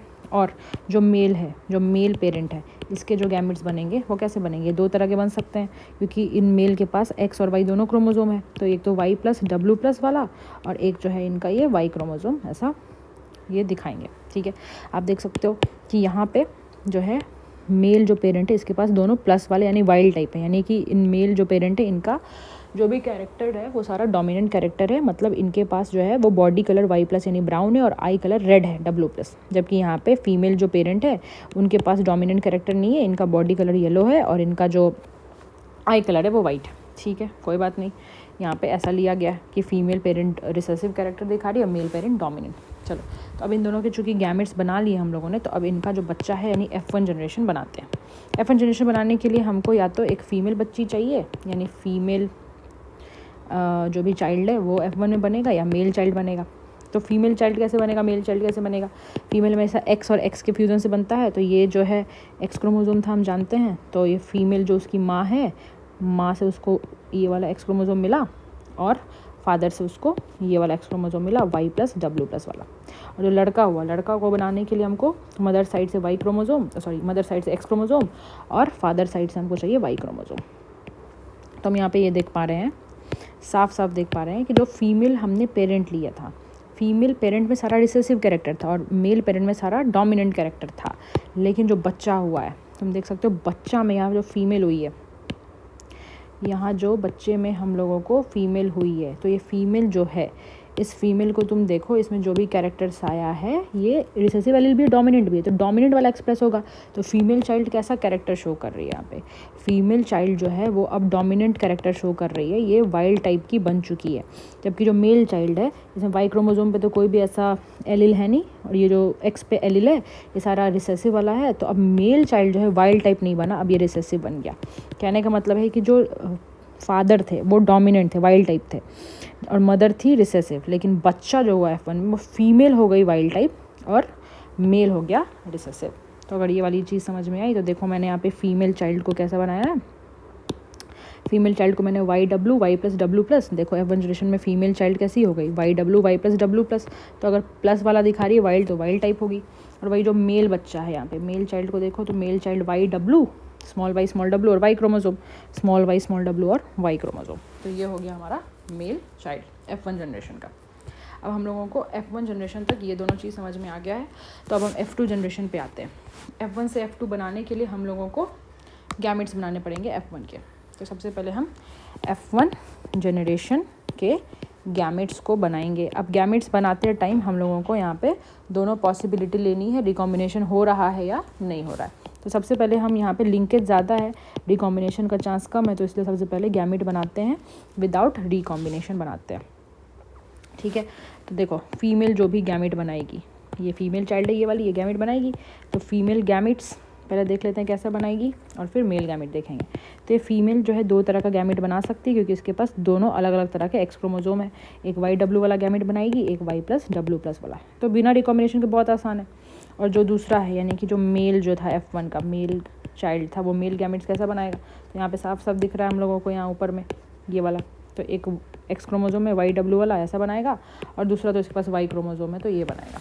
तो फीमेल भी 2 तरह की गैमेट्स बना रही है और मेल भी 2 तरह का गैमेट बना रहा है। ठीक है, F1 के गैमेट्स बन गए हैं, तो अब हम लोगों को F2 जनरेशन को यहाँ पे ड्रॉ कर लेना चाहिए। तो देखो यार, हम लोग F2 बना रहे हैं। तो F2 जनरेशन में हम लोग पहले लड़का बनाते हैं, फिर लड़की बना के देखेंगे। ठीक है, F2 जनरेशन का सबसे पहले हम मेल चाइल्ड बनाते हैं। मेल चाइल्ड बनाने के लिए सबको पता है कि एक एक्स क्रोमोसोम और एक Y क्रोमोसोम चाहिए। देखो, मदर साइड से एक्स क्रोमोसोम मिला YW वाला, और फादर साइड से तो सिर्फ उसको Y क्रोमोसोम मिलेगा। तो एक तो मेल चाइल्ड ऐसा हो सकता है। दूसरा मेल चाइल्ड एक और हो सकता है, मदर दूसरे तरह का भी एक्स क्रोमोसोम दे सकती है Y+W+ वाला, और जो है फादर तो Y ही देगा। तो ये Y क्रोमोसोम दिया, यहाँ पे Y क्रोमोसोम फादर ने दिया। तो कहीं ना कहीं तुम देख पा रहे हो F2 जनरेशन का जो मेल है वो इस 2 तरह का तुमको यहाँ पे दिख सकता है। मैंने यहाँ पे F2 जनरेशन का मेल यहाँ पे 2 तरह से बना दिया है। ठीक है, चलो इसको देखते हैं ये हम लोगों ने सही बनाया कि नहीं विदाउट रिकॉम्बिनेशन। तो जो मेल चाइल्ड बनाया है YW मतलब स्मॉल w वाला या Y+W+ वाला। तो देखते हैं यहाँ पे F2 जनरेशन नीचे में है। F2 जनरेशन किधर गया? यस, F2 जनरेशन में मैंने विदाउट रिकॉम्बिनेशन, ये तो रिकॉम्बिनेशन वाला, इसको भी देखना ही मत। विदाउट रिकॉम्बिनेशन ये मेल है, ये फीमेल है, तो इसको भी मत देखना। तो टेक्निकली F2 जनरेशन का मेल विदाउट रिकॉम्बिनेशन ये वाला मैंने बनाया। ठीक है, तो Y+W+ और YW, बाकी तो Y क्रोमोसोम। एक्स क्रोमोसोम पे क्या है? Y+W+ और स्मॉल y तो देखो वही बनाया मैंने यहाँ पे कि जो Y+W+ वाला है या फिर स्मॉल y वाला। तो F2 जनरेशन का ये मेल चाइल्ड बन चुका है। अब हम लोगों को F2 जनरेशन का सिर्फ मेल नहीं बनाना था, F2 जनरेशन की फ़ीमेल भी बनानी थी। तो F2 जनरेशन की फ़ीमेल बनाने के लिए क्या करेंगे हम लोग? F2 जनरेशन की फ़ीमेल बनाने के लिए हम लोग जो है फीमेल गैमेट X वाला लेंगे और मेल गैमेट Y वाला नहीं, सिर्फ X वाला लेंगे। ठीक है, क्योंकि एक्स क्रोमोसोम मिलके ही फीमेल बनाएगी। तो अब मेरे पास जगह नहीं है, तो मैं यहीं पे जो है, यहाँ पे थोड़ा सा जगह है, इसी में मैं F2 जनरेशन की फ़ीमेल चाइल्ड बना देती हूँ। तो F2 जनरेशन की फ़ीमेल चाइल्ड बनाने के लिए क्या क्या पॉसिबिलिटी है? पहला, ये वाला एक्स क्रोमोसोम मदर ने दिया YW वाला, और फादर ने भी दिया YW वाला, फादर तो यही दे सकते हैं। और दूसरा, मदर ने दिया Y+W+ वाला, और फादर तो YW ही दे सकते हैं, यही वाला दे सकते हैं। तो पहली जो फीमेल मेरे को बनती हुई दिख रही है F2 जनरेशन की, वो फीमेल जो है, आप देख सकते हो यहाँ पे दोनों रिसेसिव वाला या एक डोमिनेंट वाला और एक रिसेसिव वाला ला रही है यहाँ पे। तो देखिए यहाँ पे F2 जनरेशन की female without recombination, F2 generation का मेल नहीं, फीमेल ये, और विद रिकॉम्बिनेशन नहीं, विदाउट रिकॉम्बिनेशन। तो एक जो है Y+W+ YW और दूसरा दोनों YW स्मॉल w, यानी एक होमोजाइगस रिसेसिव और एक हेट्रोजाइगस। तो आते हैं ऊपर वापस यहाँ पे मिलाने के लिए कि यहाँ पे जो है होमोजाइगस रिसेसिव और एक हेट्रोजाइगस यहाँ पे हम लोगों को सिचुएशन देखने को मिला। तो हमने बिना रिकॉम्बिनेशन के मेल और फीमेल F2 जनरेशन बना करके देख लिया है। अब हम लोगों को रिकॉम्बिनेशन करके देखना है F2 जनरेशन बना करके। ठीक है, तो अब हम लोगों को रिकॉम्बिनेशन करना है। रिकॉम्बिनेशन करना है तो उसके लिए क्या करना पड़ेगा? अब F2 बनाना है जनरेशन, लेकिन विद रिकॉम्बिनेशन होना चाहिए। तो रिकॉम्बिनेशन कब होता है? ये तो सेल साइकिल में पढ़ा है, गैमेट फॉर्मेशन के दौरान होता है। तो देखो यार, जब F2 बनाना है तो F1 का जो गैमेट है, इसी को बनाते टाइम तुमको करना है रिकॉम्बिनेशन। तो F1 का गैमेट जो है विद रिकॉम्बिनेशन तुमको बनाना पड़ेगा।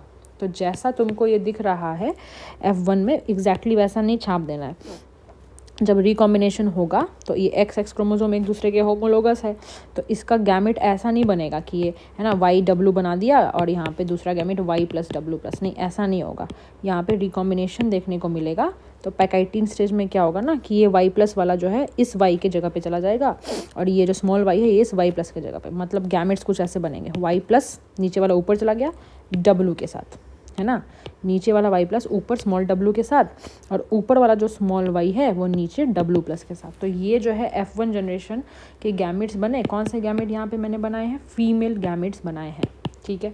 और मेल गैमेट जो पेरेंट था F1 वाला, ये क्या रिकॉम्बिनेशन करेगा क्या यहाँ पे पैकेटिन स्टेज? कभी नहीं होगा, क्योंकि ये एक्स और वाई क्रोमोजोम है, ये दोनों एक दूसरे के होमोलोगस नहीं है। यहाँ पे जो एलील है वो यहाँ लोकेटेड नहीं है।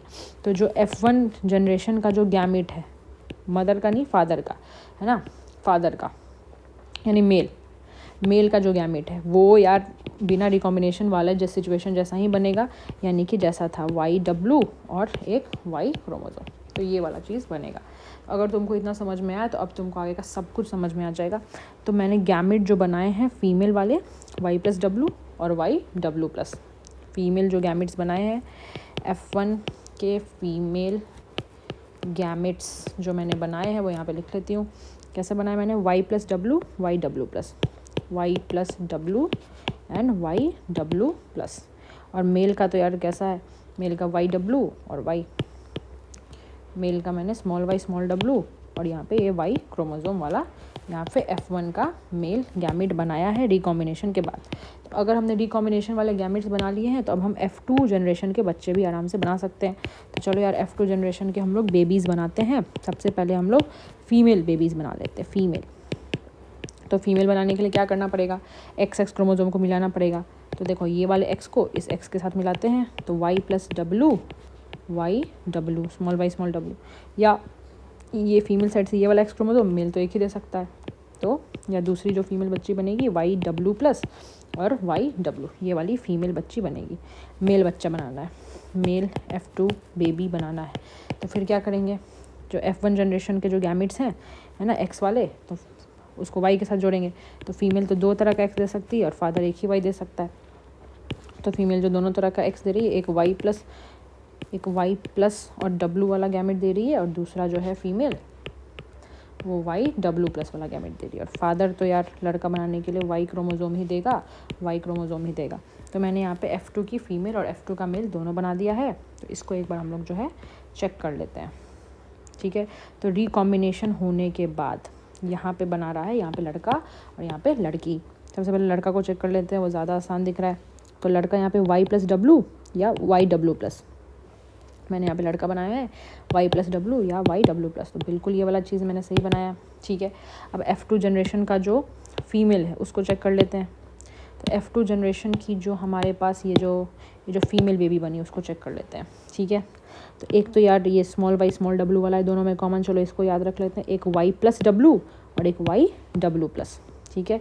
तो फीमेल में एक Y+W और एक YW+, और बाकी ये दोनों रिसेसिव वाला YW।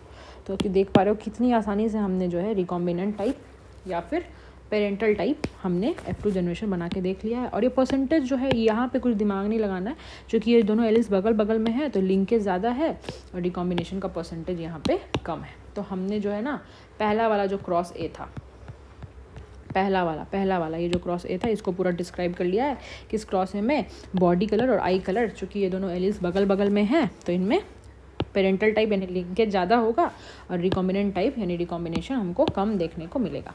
अब आते हैं हम लोग वापस से क्रॉस बी पे।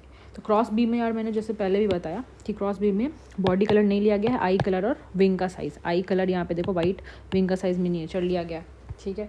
तो अब क्रॉस बी को भी एक बार करके देख लेते हैं। क्रॉस ए अगर कंप्लीट, क्रॉस ए जो है हमारा कंप्लीट हो गया है, तो हम लोग क्रॉस बी पे आते हैं। क्रॉस बी, ये वाला क्रॉस बी पे आ रहा है। तो देखो क्रॉस बी में जो फीमेल पेरेंट है वो देखो कैसी थी। पहले F1 बनाना सिखा रही हूँ। तो फीमेल पेरेंट थी WM, यानी कि है ना मिनिएचर विंग था, और W यानी वाइट आई था, ठीक है। तो ये गैमेट कैसा बनाएगी? गैमेट ये एक ही जैसा बनाएगी यार, X क्रोमोसोम दोनों एक जैसे W और M वाला। लेकिन जो मेल पेरेंट वो कैसे थे? तो मेल पेरेंट हम देख सकते हैं W+M+, देखो यहाँ W+M+, और दूसरा कौन सा क्रोमोसोम था इनका? Y। दूसरा कौन सा क्रोमोसोम था इनका? Y, ठीक है। तो ये फीमेल पेरेंट हो गया, मैंने यहाँ बना दिया। ये मेल पेरेंट। तो मेल पेरेंट के गैमेट्स कैसे बनेंगे? तो ये तो एक तरह गैमेट नहीं बनाएंगे, 2 तरह का गैमेट बनाएंगे। एक W+M+ X वाला, X क्रोमोसोम वाला, और दूसरा ये Y क्रोमोसोम वाला गैमेट बनाएंगे। तो अगर हमने इन दोनों के यानी फीमेल पेरेंट का गैमेट और मेल पेरेंट का यहाँ पे गैमेट बना लिया है, तो अब हम इन पेरेंट से के गैमेट से F1 जनरेशन डिसाइड कर सकते हैं। तो F1 जनरेशन में क्या दिखाएंगे हम? फीमेल ने तो एक ही X क्रोमोसोम दिया, एक ही तरह का WM, और मेल ने भी एक ही तरह का दिया W+M+, ठीक है। फीमेल ने दिया WM ये वाली, और मेल ने दिया X क्रोमोसोम W+M+ ये वाली। तो ये फीमेल चाइल्ड बनी F1 जनरेशन की XX क्रोमोसोम वाली। लेकिन मेल चाइल्ड कैसा बनेगा, तो मेल के लिए फीमेल मदर देगी X क्रोमोसोम, लेकिन फादर देगा Y क्रोमोसोम। इससे हम लोग क्या देख पा रहे हैं, इससे हम लोग देख पा रहे हैं कि जो F1 जनरेशन की जो फीमेल है वो इस तरह की है, और जो F1 जनरेशन का मेल है वो कुछ इस तरह का है। तो यहाँ पे हम इसको मिला लेते हैं यार, है ना। तो F1 जनरेशन ये रहा, F1 जनरेशन की जो फीमेल है देख सकते हो यहाँ पे, है ना, कैसी बन गई, w और W+M+ ये वाली। और मेल कैसा बना, w और यहाँ पे Y क्रोमोसोम। फिर से यहाँ पे वही चीज़ देखने को मिल रही है कि यहाँ पे जो पेरेंट को लिया गया था, तो पेरेंट में फीमेल पेरेंट जो थी रिसेसिव कैरेक्टर वाली थी, मेल था वाइल्ड टाइप डोमिनेंट वाला। लेकिन हुआ क्या, जो बच्चे हुए तो फीमेल जो पहला जनरेशन F1 जनरेशन की जो बच्ची हुई लड़की, वो हो गई वाइल्ड टाइप, क्योंकि उसमें प्लस वाला आ गया एलील। और यहाँ पे जो लड़का था वो कैसा हो गया, क्योंकि हम जानते हैं ना कि X क्रोमोसोम जो है ना वो क्रिस क्रॉस इनहेरिटेंस दिखाता है, फीमेल वाली चीज़ें लड़कों में जाती हैं। तो वो वाली चीज़ यहाँ पे देखने को, फीमेल पेरेंट वाली चीज़ें, जो फीमेल पेरेंट वाली चीज़ें वो इस लड़के में चली गई। चलो कोई नहीं, अगर हमने F1 जनरेशन का फीमेल और मेल बना लिया है तो हम F2 जनरेशन बनाएंगे। F2 जनरेशन बनाएंगे जब, तो ये वाली चीज़ें जो है F2 वाली विदाउट रिकॉम्बिनेशन, और ये वाली विद रिकॉम्बिनेशन, ठीक है। तो उसके लिए हमको F2 जब बनाना है F1 से, तो उसके लिए हमको F1 का गैमिट बनाना पड़ेगा, ठीक है। तो पहले तो एकदम सीधा आसान वाला चीज़ बना लेते हैं, सीधे गैमिट बना लेते हैं विदाउट रिकॉम्बिनेशन, ठीक है। तो ये जो F1 जनरेशन था, F1 जनरेशन की जो फीमेल थी, अब इसका गैमिट बनाते हैं, ठीक है। तो F1 जनरेशन की जो फीमेल थी उसका गैमिट बनाते हैं। तो ये दो तरह की गैमिट बना सकती है, क्योंकि इसके पास दोनों अलग अलग तरह का X क्रोमोसोम है। तो एक WM और एक W+M+। लेकिन जो मेल है, मेल ये वाला जो मेल है, ये भी दो तरह का गैमिट बना सकता है ना। F1 जनरेशन का जो मेल है इसका भी दो तरह का गैमिट बन सकता है, एक X क्रोमोसोम वाला WM और एक Y क्रोमोसोम वाला ये वाला। तो अगर हमने F1 जनरेशन का गैमेट्स बना लिया है तो उसके बाद हमको F2 जनरेशन बनाने में कोई दिक्कत नहीं है। तो सबसे पहले हम F2 जनरेशन बनाते हैं, सबसे पहले हम लड़की बनाते हैं, फीमेल बनाते हैं। फीमेल बनाने के लिए मदर साइड से भी, फीमेल बनाने के लिए मदर साइड से भी X क्रोमोसोम चाहिए और फादर साइड का Y नहीं चाहिए भाई, X ही चाहिए। तो मदर जो है दो तरह का X दे सकती है, एक तो X दे सकती है मदर WM ये वाला, और दूसरा दे सकती है ये वाला X क्रोमोसोम यानी कि W+M+। फादर भाई तो एक ही X क्रोमोसोम रखे हुए हैं, एक तो Y है, तो फादर बोलेंगे भाई मैं WM और WM ही दे सकता हूँ। तो F1 जनरेशन की फ़ीमेल मैंने बना लिया, F1 जनरेशन की फ़ीमेल, ये तो मेल है। F1 जनरेशन की ये रही फीमेल, जो कि यहाँ डायग्राम में दिख रही होगी तुमको, ये पूरे डायग्राम में इस पूरे डायग्राम में क्या दिख रहा है कि F2 जनरेशन की जो ये तो मेल है, यहाँ पे फीमेल बनाई जा रही है, और फीमेल में ये जो लेफ्ट हैंड साइड वाली है ये विदाउट रिकॉम्बिनेशन है, और राइट हैंड साइड वाली विद। तो विद रिकॉम्बिनेशन अभी मैं नहीं समझा रही हूँ, मैं विदाउट रिकॉम्बिनेशन समझा रही हूँ, ठीक है। तो तुमको ये वाला लेफ्ट हैंड साइड वाला ये वाली चीज़ें देखनी है। तो यहाँ पे देखो मैंने बना दिया F2 जनरेशन की फीमेल विदाउट रिकॉम्बिनेशन, ये वाली देखो यहाँ पे w ये वाली बन गई। दोनों कैरेक्टर रिसेसिव है, या फिर W+M+ और w फीमेल बन गई, ठीक है, F2 जनरेशन की। अब आते हैं F2 जनरेशन का मेल बनाने के लिए। तो F2 जनरेशन का मेल बनाने के लिए क्या करना होगा कि मदर साइड से X क्रोमोसोम और फादर साइड से Y क्रोमोसोम। तो मदर साइड से ये दो तरह का X क्रोमोसोम आ सकता है, और फादर साइड से जो गैमेट है Y क्रोमोसोम देंगे। तो देखो मदर साइड से कौन कौन सा क्रोमोसोम आ सकता है, w या फिर यानी दोनों जो है रिसेसिव वाला या दोनों डोमिनेंट वाला, ठीक है। तो चलो यार इसको याद रख के हम F2 जनरेशन का मेल बना लेते हैं विदाउट रिकॉम्बिनेशन। इतना तो हमको पता है, लड़का बनाने के लिए हमको फादर साइड से Y क्रोमोसोम चाहिए, मदर साइड से X चाहिए। चलो X आ गया। मदर जो है दो तरह का X क्रोमोसोम दे सकती है, मदर फीमेल जो गैमेट बनाई थी दो तरह का, w या दोनों वाइल्ड टाइप w या फिर दोनों वाइल्ड टाइप W+M+। तो यहाँ पे मैंने मेल बना लिया विदाउट रिकॉम्बिनेशन। देखो यहाँ पे ये मेल था विदाउट रिकॉम्बिनेशन, तो मेल विदाउट रिकॉम्बिनेशन में दिखा है ना W+M+ या WM, W+M+ या WM। तो ये मेल मैंने बना लिया विदाउट रिकॉम्बिनेशन। तो विदाउट रिकॉम्बिनेशन हमने ऐसा किया है। अब हमको विद रिकॉम्बिनेशन बच्चे बनाने हैं। अब देखो विद रिकॉम्बिनेशन बच्चे बनाने के लिए F2 जनरेशन के बच्चे बनाने हैं, है ना, चिल्ड्रन। कैसे, है ना, विद रिकॉम्बिनेशन। विदाउट रिकॉम्बिनेशन मतलब रिकॉम्बिनेशन होगा। तो उसके लिए हमको पहले F1 का गैमेट बनाना पड़ेगा, जो कि बना है विद रिकॉम्बिनेशन। और F1 का गैमेट विद रिकॉम्बिनेशन बनाने के लिए F1 जनरेशन को देखो, तो F1 जनरेशन कुछ इस तरह था। अब इसका गैमेट बनाना है तो सबसे पहले फीमेल गैमेट बनाते हैं। तो फीमेल गैमेट बनाने के लिए क्या करना पड़ेगा, फिर वही चीज़ है, फीमेल गैमेट कैसा बनेगा, W+M एंड ये W+ ऊपर चला जाएगा, स्मॉल w नीचे आ जाएगा, रिकॉम्बिनेशन होगा ना पैकेटिंग स्टेज में, तो W+M और उसके अलावा कॉमा दे देते हैं, एंड नहीं लिखते हैं। दूसरा जो गैमेट बनेगा वो बनेगा W स्मॉल w और M+ वाला। फीमेल गैमेट ये दो तरह का बना। मेल गैमेट में यार जैसा था वैसा ही बने, X और Y क्रोमोसोम होमोलोगस नहीं होते। तो देखो यार मेल कैसा था, देखो यहाँ पे, तो मेल था WM और उसके अलावा मेल का दूसरा गैमेट बनेगा जो Y क्रोमोसोम रखेगा, ठीक है। तो यहाँ पे तुमको दो तरह के जो है ऐसे फीमेल के जो दो तरह के गैमेट्स हैं वो देखो, एक गैमेट फीमेल ने ये बनाया, एक गैमेट फीमेल ने ये बनाया, ये फर्स्ट गैमेट है, ये सेकंड गैमेट, और मेल ने भी दो गैमेट बनाए, फर्स्ट वाला ये सेकंड वाला, ठीक है। तो रिकॉम्बिनेशन के बाद ये गैमेट्स बने। तो चलो F2 जनरेशन की हम लोग जो है बना लेते हैं। सबसे पहले फीमेल्स बनाने के लिए हमको क्या चाहिए, मदर साइड से भी X क्रोमोसोम और फादर साइड से भी X। तो मदर तो दो तरह का X क्रोमोसोम दे सकती है, तो चलो मदर ने दोनों अलग अलग तरह का X क्रोमोसोम दिया, एक W+M और एक small w small m। Father ने क्या किया, सॉरी मदर ने दिया W+M और WM+। फादर ने क्या किया, फादर ने बोला भैया मेरे पास तो WM वाला ही है, ले लो यही चीज़, लड़की बन गई। F2 जनरेशन की लड़की विद रिकॉम्बिनेशन, ये तो F2 जनरेशन का लड़का है, F2 जनरेशन की लड़कियाँ, लेकिन ये लिंकेज वाली थी, ये विद रिकॉम्बिनेशन वाली है। मिला लेते हैं W+M WM, सही है, WM+, तो ये सारी कैरेक्टर्स तुमको देखने को मिली, फीमेल बनाया। अब F2 जनरेशन का फीमेल तो बना लिया, अब F2 जनरेशन का मेल बना लेते हैं भाई। F2 जनरेशन का मेल रिकॉम्बिनेशन के साथ, मेल बनाने के लिए क्या होगा, मेल बनाने के लिए X क्रोमोसोम के साथ Y क्रोमोसोम, X क्रोमोसोम के साथ Y क्रोमोसोम चाहिए। तो देखो X मदर अलग अलग दे सकती है, W+M या WM+, ठीक है, मदर दे सकती है W+M या WM+।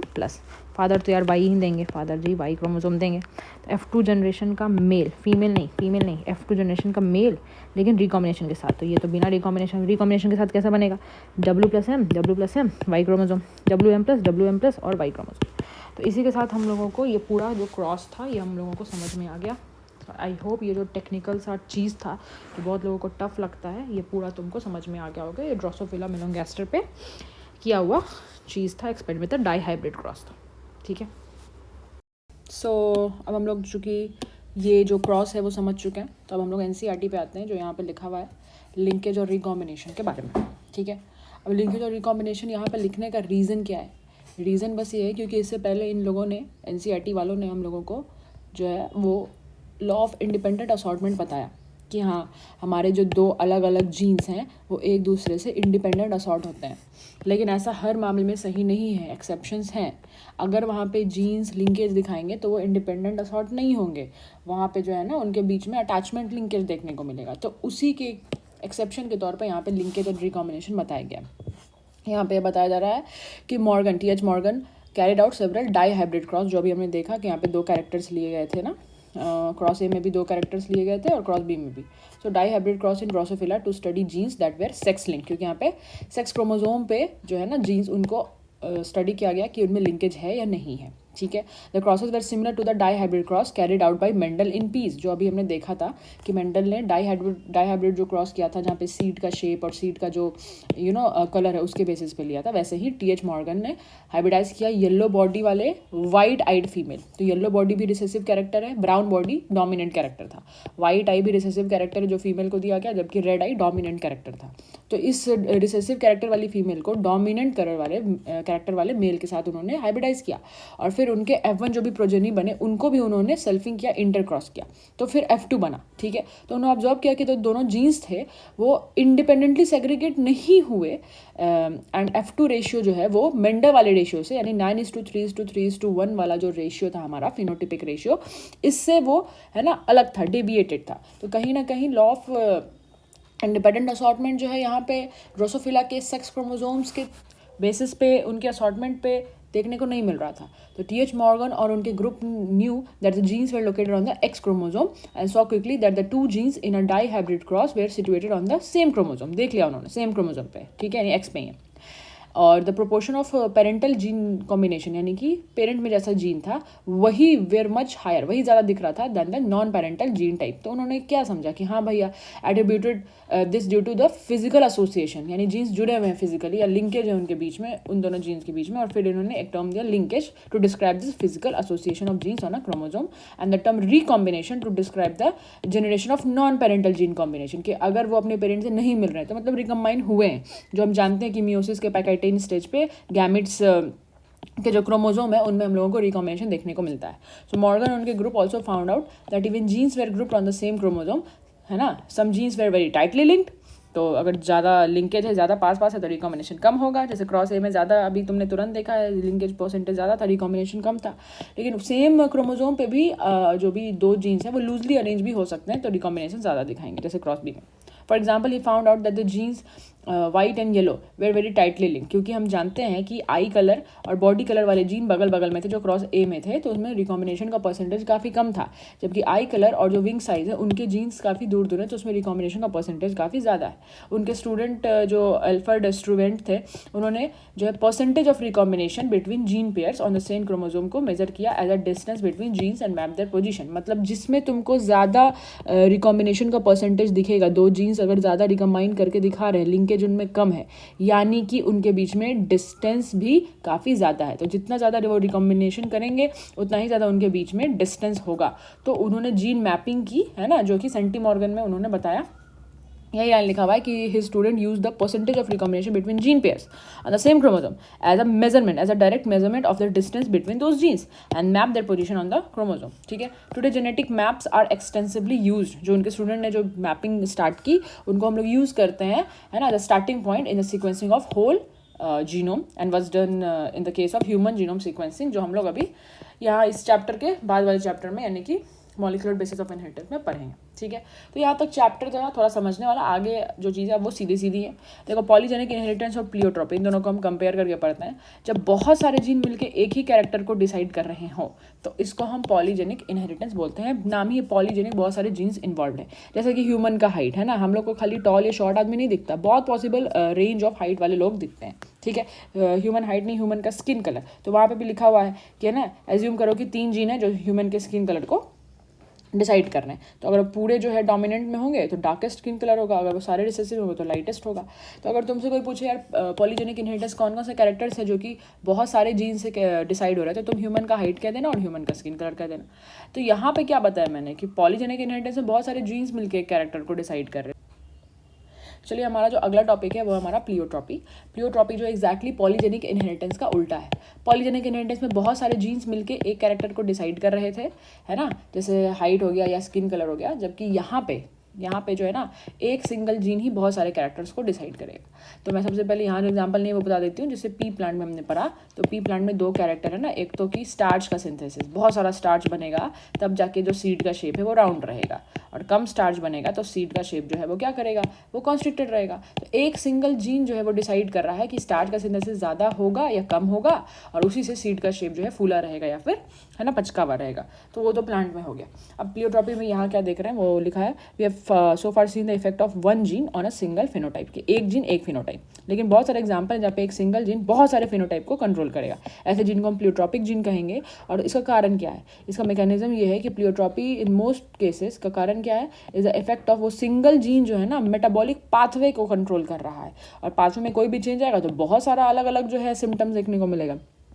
जैसे फॉर एग्जांपल यहाँ पे मैं ना प्रॉपर पेंसिल लिख के बता दे रही हूँ। देखो यार, एक अमीनो एसिड होता है, यहाँ पे मैंने इस अमीनो एसिड का स्ट्रक्चर बना देना है। ये देखो, ये मैंने एक अमीनो एसिड का स्ट्रक्चर बनाया, ठीक है। तो यहाँ पे मेरे को देखो, ये जो मैंने अमीनो एसिड का स्ट्रक्चर बनाया है, this one is the name of the amino acid is phenyl alanine, ठीक है। अब करना क्या है, अगर मैंने इस फेनाइल एलानीन अमीनो एसिड में अगर मैंने यहाँ पे एक OH ग्रुप अगर जोड़ दिया इसके पैरा पोजीशन में, बेंजीन रिंग, तो ये फेनाइल एलानीन से बन जाएगा एक दूसरा अमीनो एसिड जिसका नाम है टाइरोसिन, ठीक है। तो करना क्या है कि हम लोगों को अगर जो है फेनाइल एलानीन नाम के अमीनो एसिड को अगर मेरे को टाइरोसिन में कन्वर्ट करना है, तो उसके लिए मेरे को क्या करना पड़ेगा, हाइड्रोक्सिल ग्रुप जोड़ना पड़ेगा, OH ग्रुप जोड़ना पड़ेगा, हाइड्रोक्सिलेशन करना पड़ेगा, राइट। तो देखो इस प्रोसेस को कराने के लिए हमारे पास जो एंजाइम है हमारे बॉडी में वो फेनाइल एलानिन हाइड्रोक्सिलेज है। अगर फेनाइल एलानिन हाइड्रोक्सिलेज होगा हमारे पास तो phenyl alanine hydroxylase enzyme, phenyl alanine hydroxylase enzyme अगर होगा तो टाइरोसिन बनेगा और फेनाइल एलानिन कम होगा। लेकिन हुआ क्या है ना, हमारे बॉडी में या जिसको भी ये बीमारी है फेनाइल कीटोनूरिया, उसमें ना ये एंजाइम ही नहीं बनता, ये एंजाइम नहीं बनता, तो टाइरोसिन नहीं बनेगा और फेनाइल एलानिन बढ़ने लगेगा। तो वही यहाँ लिख रहा है कि example of this pleiotropy, pleiotropy समझते हैं। देखो हुआ क्या, एक बीमारी है फेनाइल कीटोनूरिया, उसमें होता क्या है, this disease is caused by mutation in the gene, एक डीएनए में म्यूटेशन हो गया, एक जीन में म्यूटेशन हो गया, और वो जीन बेचारा बनाता था इस एंजाइम को which codes for phenylalanine hydroxylase. ठीक है, तो एक जीन में म्यूटेशन हो गया, सिंगल जीन म्यूटेशन हो गया, अभी एंजाइम नहीं बनेगा। तो इसकी वजह से क्या होगा, इसकी वजह से फिनोटिपिक एक्सप्रेशन जो है वो चेंज हो जाएगा, कैरेक्टराइज बाई मेंटल रिटार्डनेस, है ना, मतलब रिटार्डेशन, मतलब दिमाग से वो बंदा थोड़ा स्लो हो जाएगा क्योंकि उसके बॉडी में टाइरोसिन अमीनो एसिड अब बन ही नहीं रहा है ना, उसके बॉडी में फेनाइल एलानिन जो है वो बढ़े जा रहा है, उसकी वजह से उसका स्किन का पिगमेंटेशन और हेयर का पिगमेंटेशन ये सब रिड्यूस होने लगा। तो ये सारे सिम्टम्स हैं।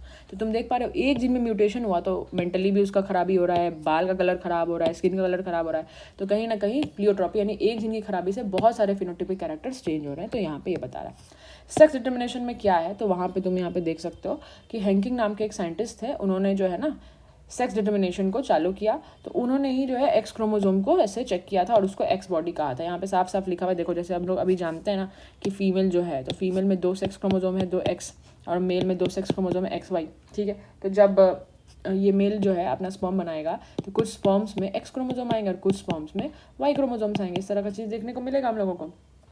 तो उन्होंने क्या किया ना, उन्होंने चेक किया, है ना, इंसान में नहीं, उन्होंने इंसेक्ट्स पे ये काम किया था। तो देखो यार इंसेक्ट्स का अलग कहानी है। इस पूरे पैराग्राफ को समझने के लिए मेरे को तुमको थोड़ा सा ना एक छोटा सा ब्रीफ चीज़ बताना पड़ेगा।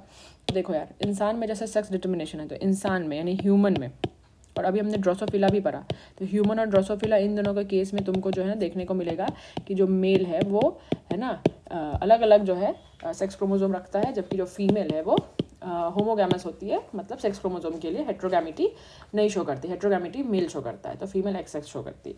लेकिन जो मोस्ट ऑफ द इंसेक्ट्स है, बाकी इंसेक्ट जैसे ग्रास होपर वगैरह ले लो, तो वहाँ पे जो मेल है ना, मेल में एक क्रोमोजोम कम होता है, सेक्स क्रोमोजोम सिर्फ एक ही एक्स होता है, दूसरा सेक्स क्रोमोजोम गायब होता है, और जो फीमेल है उनके पास 2 सेक्स क्रोमोजोम होता है। तो अगर हम एक और एक्स्ट्रा चीज़ बता देती हूँ, बर्ड्स का बात करते हैं, तो बर्ड्स के केस में जो है ना वो फीमेल जो है वो हेट्रोगैमस होती है ZW, और जो मेल होता है वो होमोगैमस होता है। यहाँ पे जो वो तीनों के बारे में बता रहा है ना, मेल है जो ZZ है, फीमेल जो है ZW, तो यहाँ पे फीमेल जो है वो ZW और मेल जो है वो ZZ है।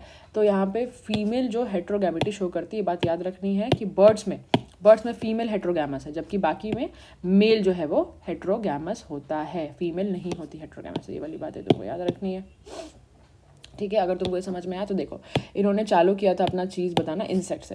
तो mechanism of sex determination was a puzzle, है ना, जेनेसिस के सामने वो एक पजल था।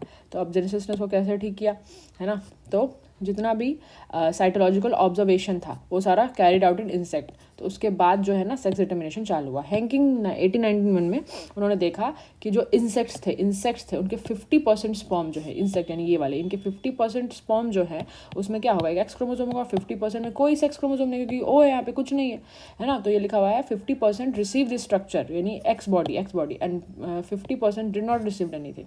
तो उन्होंने बोला कि जो एक्स बॉडी है ये डिसाइड करता है कि मतलब आगे जा करके जो है ना further investigation by other scientist led to the conclusion that X body was in fact a chromosome, है ना, क्रोमोजोम, और फिर उसका नाम बाद में एक्स क्रोमोजोम दिया गया। तो इन्होंने जब एक्स बॉडी को देखा, he name this structure to X body, but he could not explain its significance, वो बता ही नहीं पाए कि आखिर इसका सिग्निफिकेंस क्या है।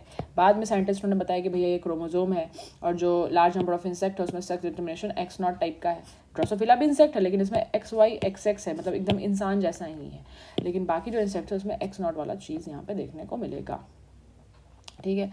बाकी तो हम लोग जानते ही हैं यार कि क्या सिचुएशन है, कैसे फीमेल हेट्रोगैमिटी किसमें देखने को मिलता है, बर्ड्स में देखने को मिलता है, ठीक है। सेक्स डिटर्मिनेशन इन ह्यूमन, तो हम जानते हैं ना कि हमारी जो फीमेल्स होती हैं, हमारी फीमेल्स का जो सेक्स क्रोमोसोम है XX है फीमेल्स का, और जो मेल्स है उनका सेक्स क्रोमोसोम है XY। तो अगर लड़का जो है स्पर्म बनाएगा तो स्पर्म में क्या आएगा, 50% स्पर्म में चांसेस है X क्रोमोसोम आने के और 50% स्पर्म में चांसेस है कि Y क्रोमोसोम आने के। और फीमेल जो अगर एग बनाएगी तो 50% नहीं 100% जो एग्स होंगे 100% एग्स में X क्रोमोसोम आएगा।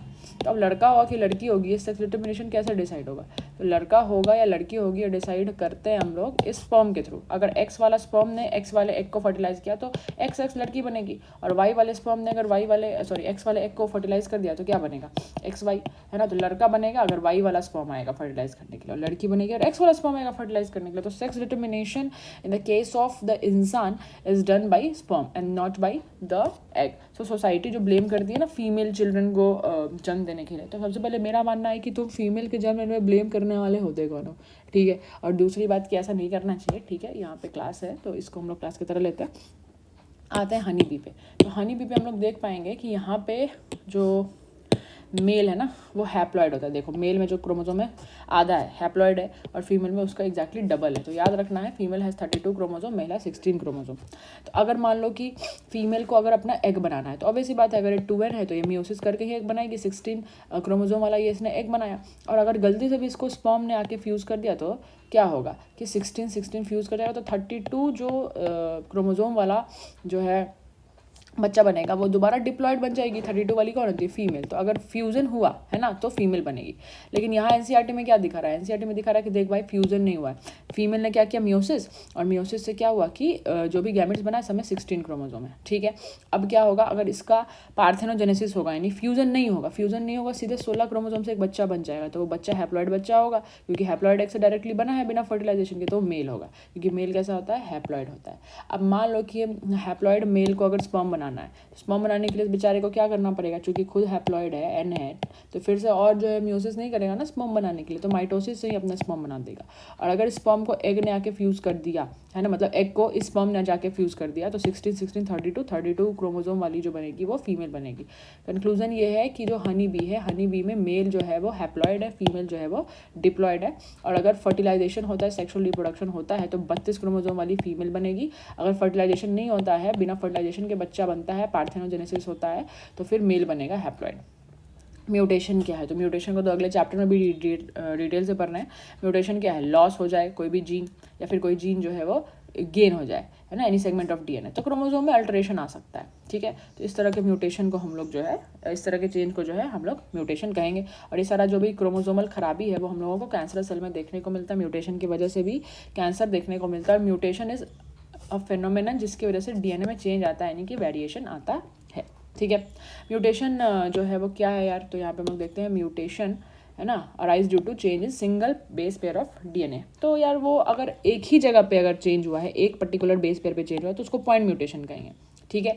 लेकिन मान लो कि एक नहीं, दो या है ना 4 या 5 या 7, मतलब 3 का मल्टीपल नहीं होना चाहिए, है ना। अगर उतने बेसिस में चेंज हो जा रहा है तो उसको हम लोग फ्रेम शिफ्ट म्यूटेशन कहेंगे। अगर 3 बेस पेयर के इस सीक्वेंस में चेंज हो रहा है तो वो फ्रेम शिफ्ट म्यूटेशन नहीं कहलाता, फ्रेम एग्जैक्टली है ना सेम रहता है। तो इस चीज़ को मैंने क्यों कहा, ये मैंने अगले चैप्टर में तुमको बताना है, ठीक है।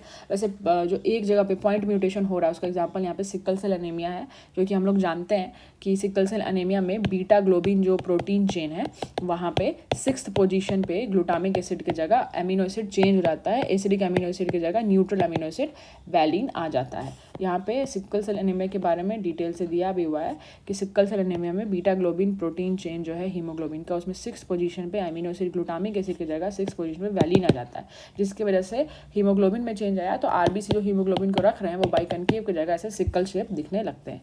और जो एमआरएनए है, ऐसा क्यों हुआ, एमआरएनए में जो है ना वो जीएजी यानी गुआनिन एडेनिन गुआनिन की जगह पे गुआनिन यूरेसिल गुआनिन, इस तरह का बेस सीक्वेंस, मतलब एक जगह पे चेंज हुआ है, ए की जगह पे यू आ गया। तो ये पर्टिकुलर चीज़ हम लोगों को सिकल सेल एनीमिया में देखने को मिलती है। Sickle cell anaemia is due to the change in the chromosome number 11th। तो ये वाली बात है, 11th क्रोमोसोम में ऐसे म्यूटेशन होता है, ठीक है। बाकी म्यूटेशन जो लिख ही रहा है इज बियॉन्ड डिस्कशन, जो है इसका बाद में करेंगे। और किस किस वजह से म्यूटेशन हो सकता है, तो केमिकल फैक्टर हो सकता है, टोबैको वगैरह, फिजिकल फैक्टर हो सकता है, जैसे कोई फिजिकल रे आ गया तो इन सारे को म्यूटेशन कराने वाले कहेंगे, यानी म्यूटाजेंस कहेंगे। और जैसे यूवी रेडिएशन जो है वो म्यूटेशन करा सकता है, गामा रे करा सकता है, एक्सरे करा सकता है, सब कुछ करा सकता है। पेडिग्री एनालिसिस, तो पेडिग्री एनालिसिस क्या है, तो ये जो चीज़ आप लोगों को यहाँ पे दिख रही है ये वाली, ये होती है पेडिग्री एनालिसिस। इसको देख के हम बता सकते हैं कि कौन सा जो है बंदा अफेक्टेड है। मेल को यहाँ पे ऐसे स्क्वायर से, फीमेल को ऐसे सर्कुलर चीज़ से दिखाया जा रहा है। अगर मेल फीमेल पता नहीं तो इस तरह से बनाया जाएगा, सेक्स अनस्पेसिफाइड। जिसको बीमारी होगी उसको कलर कर देगा अफेक्टेड को। मेटिंग को एक सिंगल लाइन से, और अगर रिलेटिव्स के बीच में अगर मेटिंग हो रही है तो डबल लाइन से दिखाया जाएगा। अगर इस तरह से दिखाया जाए तो पेरेंट जो है, ऊपर में पेरेंट है यानी फादर है, मदर है ना, मेल फीमेल, और फिर इनके बच्चे यहाँ पे नीचे हैं। बच्चों का सीक्वेंस का बर्थ, मतलब पहले ये लड़की हुई फिर ये लड़का हुआ, ऐसे दिखाया जा रहा है, लेफ्ट टू राइट जो है ना बर्थ का सीक्वेंस। अच्छा, पेरेंट्स है ये दोनों, और इनका जो बेटा है उसमें क्या है, डिजीज हो गया है, और ये जो है 5 अफेक्टेड ऑफस्प्रिंग ऐसे दिखाया जा रहा है। तो देखो यार, जो भी डिसऑर्डर है, डिसऑर्डर को यहाँ पे 2 पार्ट में डिवाइड करा है, मेंडेलियन डिसऑर्डर और क्रोमोसोमल डिसऑर्डर। तो अगर देखो इसमें बस यही डिफरेंस है, उतना पढ़ोगे पागल हो जाओगे। एक जीन में अगर चेंज हो रहा है तो मेंडेलियन डिसऑर्डर, क्योंकि मेंडल ने ही जीन यानी फैक्टर के बारे में बताया था। क्रोमोसोमल डिसऑर्डर मतलब एक क्रोमोसोम ही पूरा जो है बढ़ गया, या एक क्रोमोसोम ही पूरा घट गया, तो इन सारी चीज़ों को हम क्रोमोसोमल डिसऑर्डर कहेंगे। देखो जैसे एक सिंगल जीन में जो चेंज आ रहा है, अभी तुरंत देखा था हमने सिकल सेल एनीमिया, तो sickle cell anaemia chromosomal disorder नहीं होगा, वो क्या होगा, हमारा मेंडेलियन डिसऑर्डर। इसलिए बुक में लिखा ही नहीं हुआ कि किस क्रोमोसोम पे उसकी खराबी हो रही है, ठीक है, बस पॉइंट म्यूटेशन लिखा हुआ है। या फिर तुमको फेनाइलकीटोनुरिया, तो फेनाइलकीटोनुरिया क्रोमोसोम नंबर 12 की खराबी की वजह से होता है, लेकिन उसमें भी क्या होता है ना कि एक पर्टिकुलर एंजाइम बस नहीं बन पा रहा है, तो इसलिए वो भी मेंडेलियन डिसऑर्डर का एग्जाम्पल है। क्रोमोसोम पूरा या तो बढ़ या घट तो नहीं रहा है, क्रोमोसोम पे एक पर्टिकुलर जीन चेंज हो रहा है। या फिर हम बात करते हैं थैलेसेमिया, तो थैलेसेमिया, ये सारी चीज़ें भी हम लोग मेंडेलियन डिसऑर्डर में पढ़ेंगे। इसमें क्रोमोसोम पूरा बढ़ या घट नहीं रहा है, लेकिन मान लो कि किसी को क्लाइनेफेल्टर सिंड्रोम में XXY एक जो है एक्स्ट्रा क्रोमोसोम आ गया, 46 की जगह जो है 47 क्रोमोसोम्स आ गए हैं, 2 सेक्स क्रोमोसोम नहीं 3 सेक्स क्रोमोसोम हो गए, तो पूरा क्रोमोसोम ही यहाँ पे जो है अपना नंबर में चेंज दिखा रहा है, तो उसको मेंडेलियन डिसऑर्डर नहीं क्रोमोसोमल डिसऑर्डर कहेंगे। जैसे कि हम लोग बात करते हैं डाउन सिंड्रोम, है ना, या फिर हम लोग बात करें टर्नर सिंड्रोम। डाउन सिंड्रोम में क्या होता है, 21st क्रोमोसोम जो है ना वो होमोलॉगी में ऐसे 2 होना चाहिए, यानी 1 पेयर होना चाहिए, तो वो 3 आ जाता है, ट्राइसोमी, तो क्रोमोसोम एक बढ़ गया, तो जिसको भी डाउन सिंड्रोम है उसको भी क्या होगा कि 47 क्रोमोसोम्स होंगे। या टर्नर सिंड्रोम में जो लड़कियाँ होती हैं उनमें एक ही एक्स क्रोमोसोम होता है, सेक्स क्रोमोसोम, दूसरा नहीं होता, तो उनमें 46 की जगह 45 क्रोमोसोम्स होते हैं। तो अगर क्रोमोसोम का नंबर ही बंदा चेंज कर दे तो उसको हम लोग क्रोमोसोमल डिसऑर्डर में पढ़ेंगे, उसको हम लोग मेंडेलियन डिसऑर्डर में नहीं पढ़ेंगे। तो वही चीज़ यहाँ पे बता रहा है कि आप लोगों का जो भी डिसऑर्डर है उसको आप 2 तरह से देख सकते हो, है ना, मेंडेलियन डिसऑर्डर या फिर क्रोमोसोमल डिसऑर्डर। तो सबसे पहले ये जो पेडिग्री वगैरह है इससे हम लोग लिख रहा है ना कि, है ना, इससे हम लोग जो है पैटर्न ऑफ इनहेरिटेंस किसका देख सकते हैं, मेंडेलियन डिसऑर्डर का देख सकते हैं। जैसे यहाँ पे हीमोफीलिया लिखा हुआ है, sickle cell anaemia, cystic fibrosis, है ना, cystic fibrosis, sickle cell anaemia, colour blindness, phenylketonuria, thalassaemia, ये सारी चीज़ें यहाँ पे ली गई। ठीक है, देखो यहाँ पे एनसीईआरटी में बता देती हूँ, 2 ही चीज़ है जो कि सेक्स लिंक्ड रिसेसिव है। सेक्स लिंक्ड रिसेसिव डिजीज मतलब जो सेक्स क्रोमोसोम की वजह से हो रहा है और रिसेसिव कैरेक्टर की वजह से हो रहा है, तो याद रखना HC यानी कि हीमोफीलिया और तुम्हारा कलर ब्लाइंडनेस। ठीक है, तुम यहाँ पे देखो कैसे पहचानोगे कौन सा किस की वजह से हो रहा है। तो देखो यार, जो एक्स लिंक्ड डिजीज़ है, ठीक है, तो यहाँ पे यार देखो दोनों ऑटोसोमल ही है, यहाँ पे साफ साफ दिख रहा है ना, ऑटोसोमल डोमिनेंट और ऑटोसोमल रिसेसिव। कैसे हमने पहचाना, इन दोनों को नहीं था लेकिन इनके कुछ बच्चों को हो गया, तो वैसी बात इनमें एक्सप्रेस नहीं होता, इनके बच्चों को, तो पक्का डोमिनेंट नहीं, कैसा कैरेक्टर है, रिसेसिव। अभी सेक्स क्रोमोसोम की वजह से होता तो किसी एक पर्टिकुलर सेक्स में प्रेवलेंट होता, लेकिन ऐसा तो देखने को नहीं मिल रहा, मेल में भी है और फीमेल में भी है, तो ऑटोसोमल रिसेसिव है। जबकि यहाँ पे हमको हर जनरेशन में लगभग जो है यहाँ पे देखने को मिल जा रहा है, जो भी अफेक्टेड है अपने बच्चों को ज़रूर दे रहा है। तो ये हो गया डोमिनेंट डिजीज़, और एक पर्टिकुलर सेक्स में प्रेवलेंट नहीं है, सब में है एक्चुअल में, है ना, फीमेल से मेल में हुआ, लेकिन इन्हीं मेल फीमेल के बच्चों की फीमेल को भी हो गया, तो ये भी सेक्स लिंक नहीं है, ये भी कैसा है, ऑटोसोमल डिजीज़ है। कलर ब्लाइंडनेस, कलर ब्लाइंडनेस के बारे में साफ साफ दिया हुआ है, सेक्स लिंक रिसेसिव डिसऑर्डर है ना। तो जो बंदा जिसको भी कलर ब्लाइंडनेस होता है वो जो है वो रेड या ग्रीन जो कलर है उसको देखने में, डिस्क्रिमिनेट करने में फेल कर जाता है, और ये लड़कों में ज़्यादा होता है ना, 8% मेल्स को अफेक्ट करता है लेकिन 0.4% फीमेल, यानी कि लगभग 20 टाइम्स ज़्यादा जो है ये मेल्स को देखने को मिलता है। ठीक है, क्योंकि एक्स क्रोमोसोम पे होता है। अब एक्स क्रोमोसोम वाली बीमारी जल्दी लड़कों को क्यों हो जाती है, क्योंकि लड़कों के पास एक ही एक्स क्रोमोसोम है, तो अगर ये खराब आए तो बीमारी होगी। लड़कियों को जो है ना वो खराब एक्स क्रोमोसोम मिलने के बाद भी बीमारी नहीं होती, दूसरा एक्स क्रोमोसोम तो ढंग का है। तो कहीं ना कहीं एक्स क्रोमोसोम और वाई क्रोमोसोम में ज़्यादा इंपॉर्टेंट एक्स क्रोमोसोम है, क्योंकि जिंदा रहने के लिए ज़रूरी जीन्स हैं इस पर। दूसरा जो है हमारा बीमारी हीमोफीलिया, तो मैंने बताया था HC, ये दोनों सेक्स लिंक्ड रिसेसिव है। तो H तो यहाँ पे हीमोफीलिया नीचे है और C अभी हमने देख लिया, तो ये भी सेक्स लिंक्ड रिसेसिव था, तो H यानी ये भी सेक्स लिंक्ड रिसेसिव होगा। हम सब जानते हैं हीमोफीलिया में एक फैक्टर नंबर 8 है, टोटल जितने भी फैक्टर्स हमको चाहिए उसमें से 8वां फैक्टर जो ब्लड क्लॉटिंग के लिए है एंटी हीमोफिलिक फैक्टर, वो बन नहीं पाता, तो हीमोफीलिया हो जाता है, जिसमें लगातार कोई क्लॉटिंग फैक्टर नहीं बन रहा है, तो लगातार खून निकलता रहेगा, यानी कि ब्लड क्लॉट नहीं करेगा। और ये भी यहाँ पे क्वीन विक्टोरिया के फैमिली में रन कर रहा है, ये तुम जानते हो, ठीक है। और ये भी ज़्यादा लड़कों को इफेक्ट करेगा, लड़कियों को कम इफेक्ट करेगा।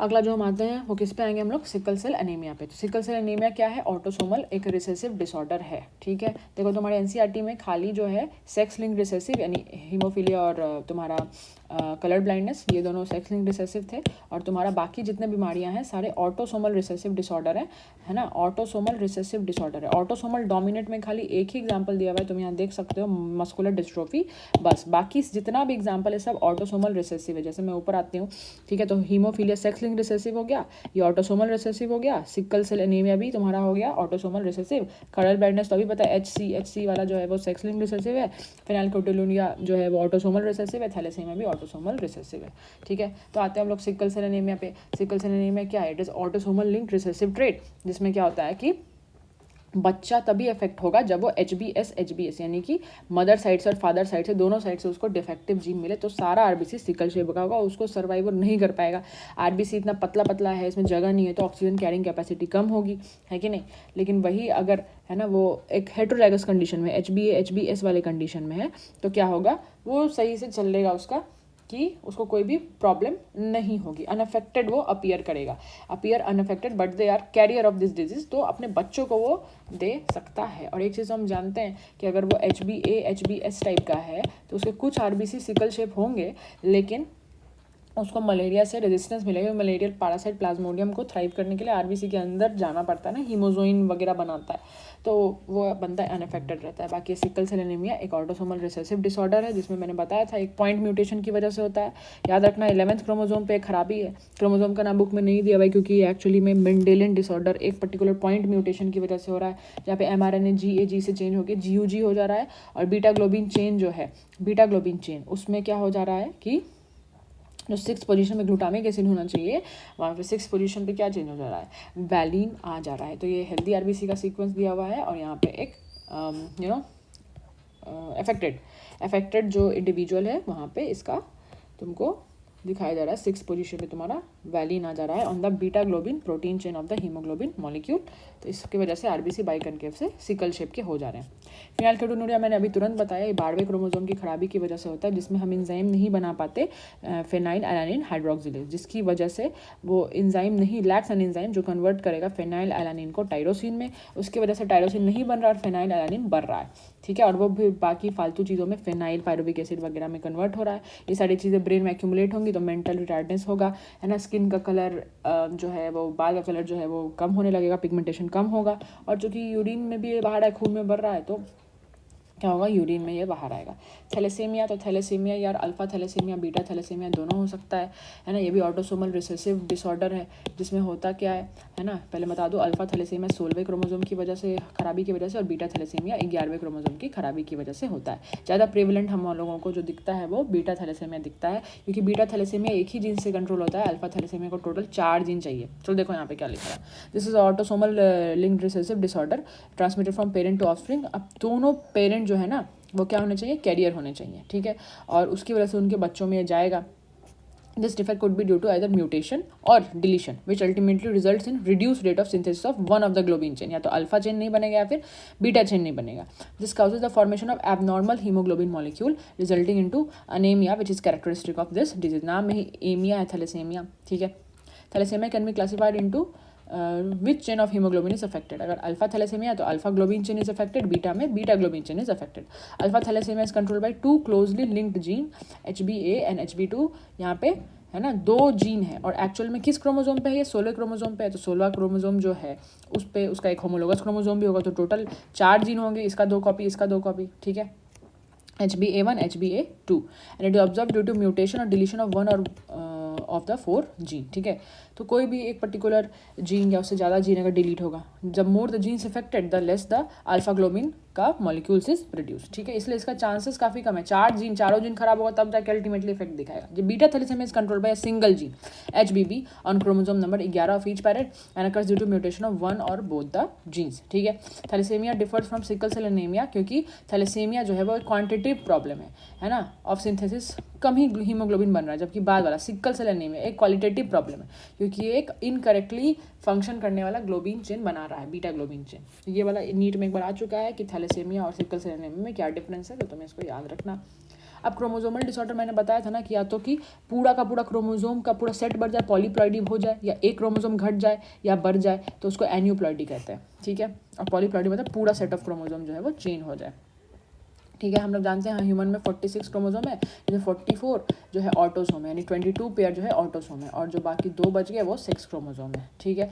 तो जैसे यार यहाँ पे तुमको डाउन सिंड्रोम दिखाया जा रहा है, तो डाउन सिंड्रोम में क्या है ना कि 21 क्रोमोसोम की 2 कॉपी होनी चाहिए थी, वो 3 हो गया, ट्राइसोमी हो गई, जिसको लैंगडाउन डाउन ने 1866 में यहाँ पर डिस्कवर किया था। तो बच्चा कैसा हो गया, तो बच्चा ये जो ऊपर फोटो बनाया जा रहा है, इस बच्चे का जो है क्या हो गया, छोटा सा हेड है, राउंड है, फरोड इसका टंग है, माउथ इसका हमेशा खुला रहता है, और उसके अलावा इसमें पाम में एक कैरेक्टरिस्टिक क्रीज है, जैसे कि हमारे हाथ में काफ़ी सारे ऐसे क्रीजेज हैं, यहाँ पे कैरेक्टरिस्टिक यूनिक टाइप का क्रीज देखने को मिलेगा।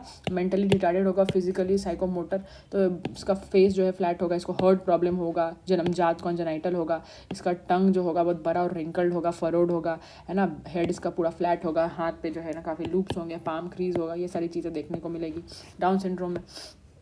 क्लाइनेफेल्टर सिंड्रोम में क्या होता है ना, ये देखो इस बंदे को क्लाइनेफेल्टर सिंड्रोम है, तो क्लाइनेफेल्टर सिंड्रोम वाले को क्या होता है कि इसका जो है सेक्स क्रोमोसोम लड़का का XY होना चाहिए, लड़की का XX होना चाहिए, इनके पास XXY दोनों है, यानी कि फीमेल कैरेक्टर भी है, मेल कैरेक्टर भी है, ठीक है। तो फेमिनाइन की डेवलपमेंट, ब्रेस्ट का डेवलपमेंट गैनेकोमैस्टिया होगा, लेकिन चूंकि ये ना ढंग से मेल है या फीमेल है कुछ नहीं है, तो ये स्टेराइल रह जाएंगे। और टर्नर सिंड्रोम में क्या है, लड़कियों के पास होना चाहिए ना 46 क्रोमोसोम, है ना, जिसमें 44 ऑटोसोम और 2 सेक्स क्रोमोसोम, लेकिन यहाँ पे फीमेल के पास एक सेक्स क्रोमोसोम नहीं है, तो अब ऐसी बात है कि वो ओवरी होगी बट यूडिमेंट्री कोई काम की नहीं होगी, और लड़की स्टेराइल होगी, सेकेंडरी सेक्सुअल कैरेक्टर जो है वो सब कुछ भी देखने को नहीं मिलेगा, ठीक है। तो ये था हमारा पूरा ये चैप्टर, जिसको हम लोगों ने तुरंत जल्दी से डिस्कस कर लिया। अगला चैप्टर रहेगा हमारा या तो रिस्पिरेशन प्लांट्स, या फिर हमारा रहेगा सेल साइकिल, या फिर वो हो सकता है इसका नेक्स्ट चैप्टर यानी मॉलिक्यूलर बेसिस ऑफ इनहेरिटेंस, तो चेक कर लेंगे उस चीज़ को। ओके।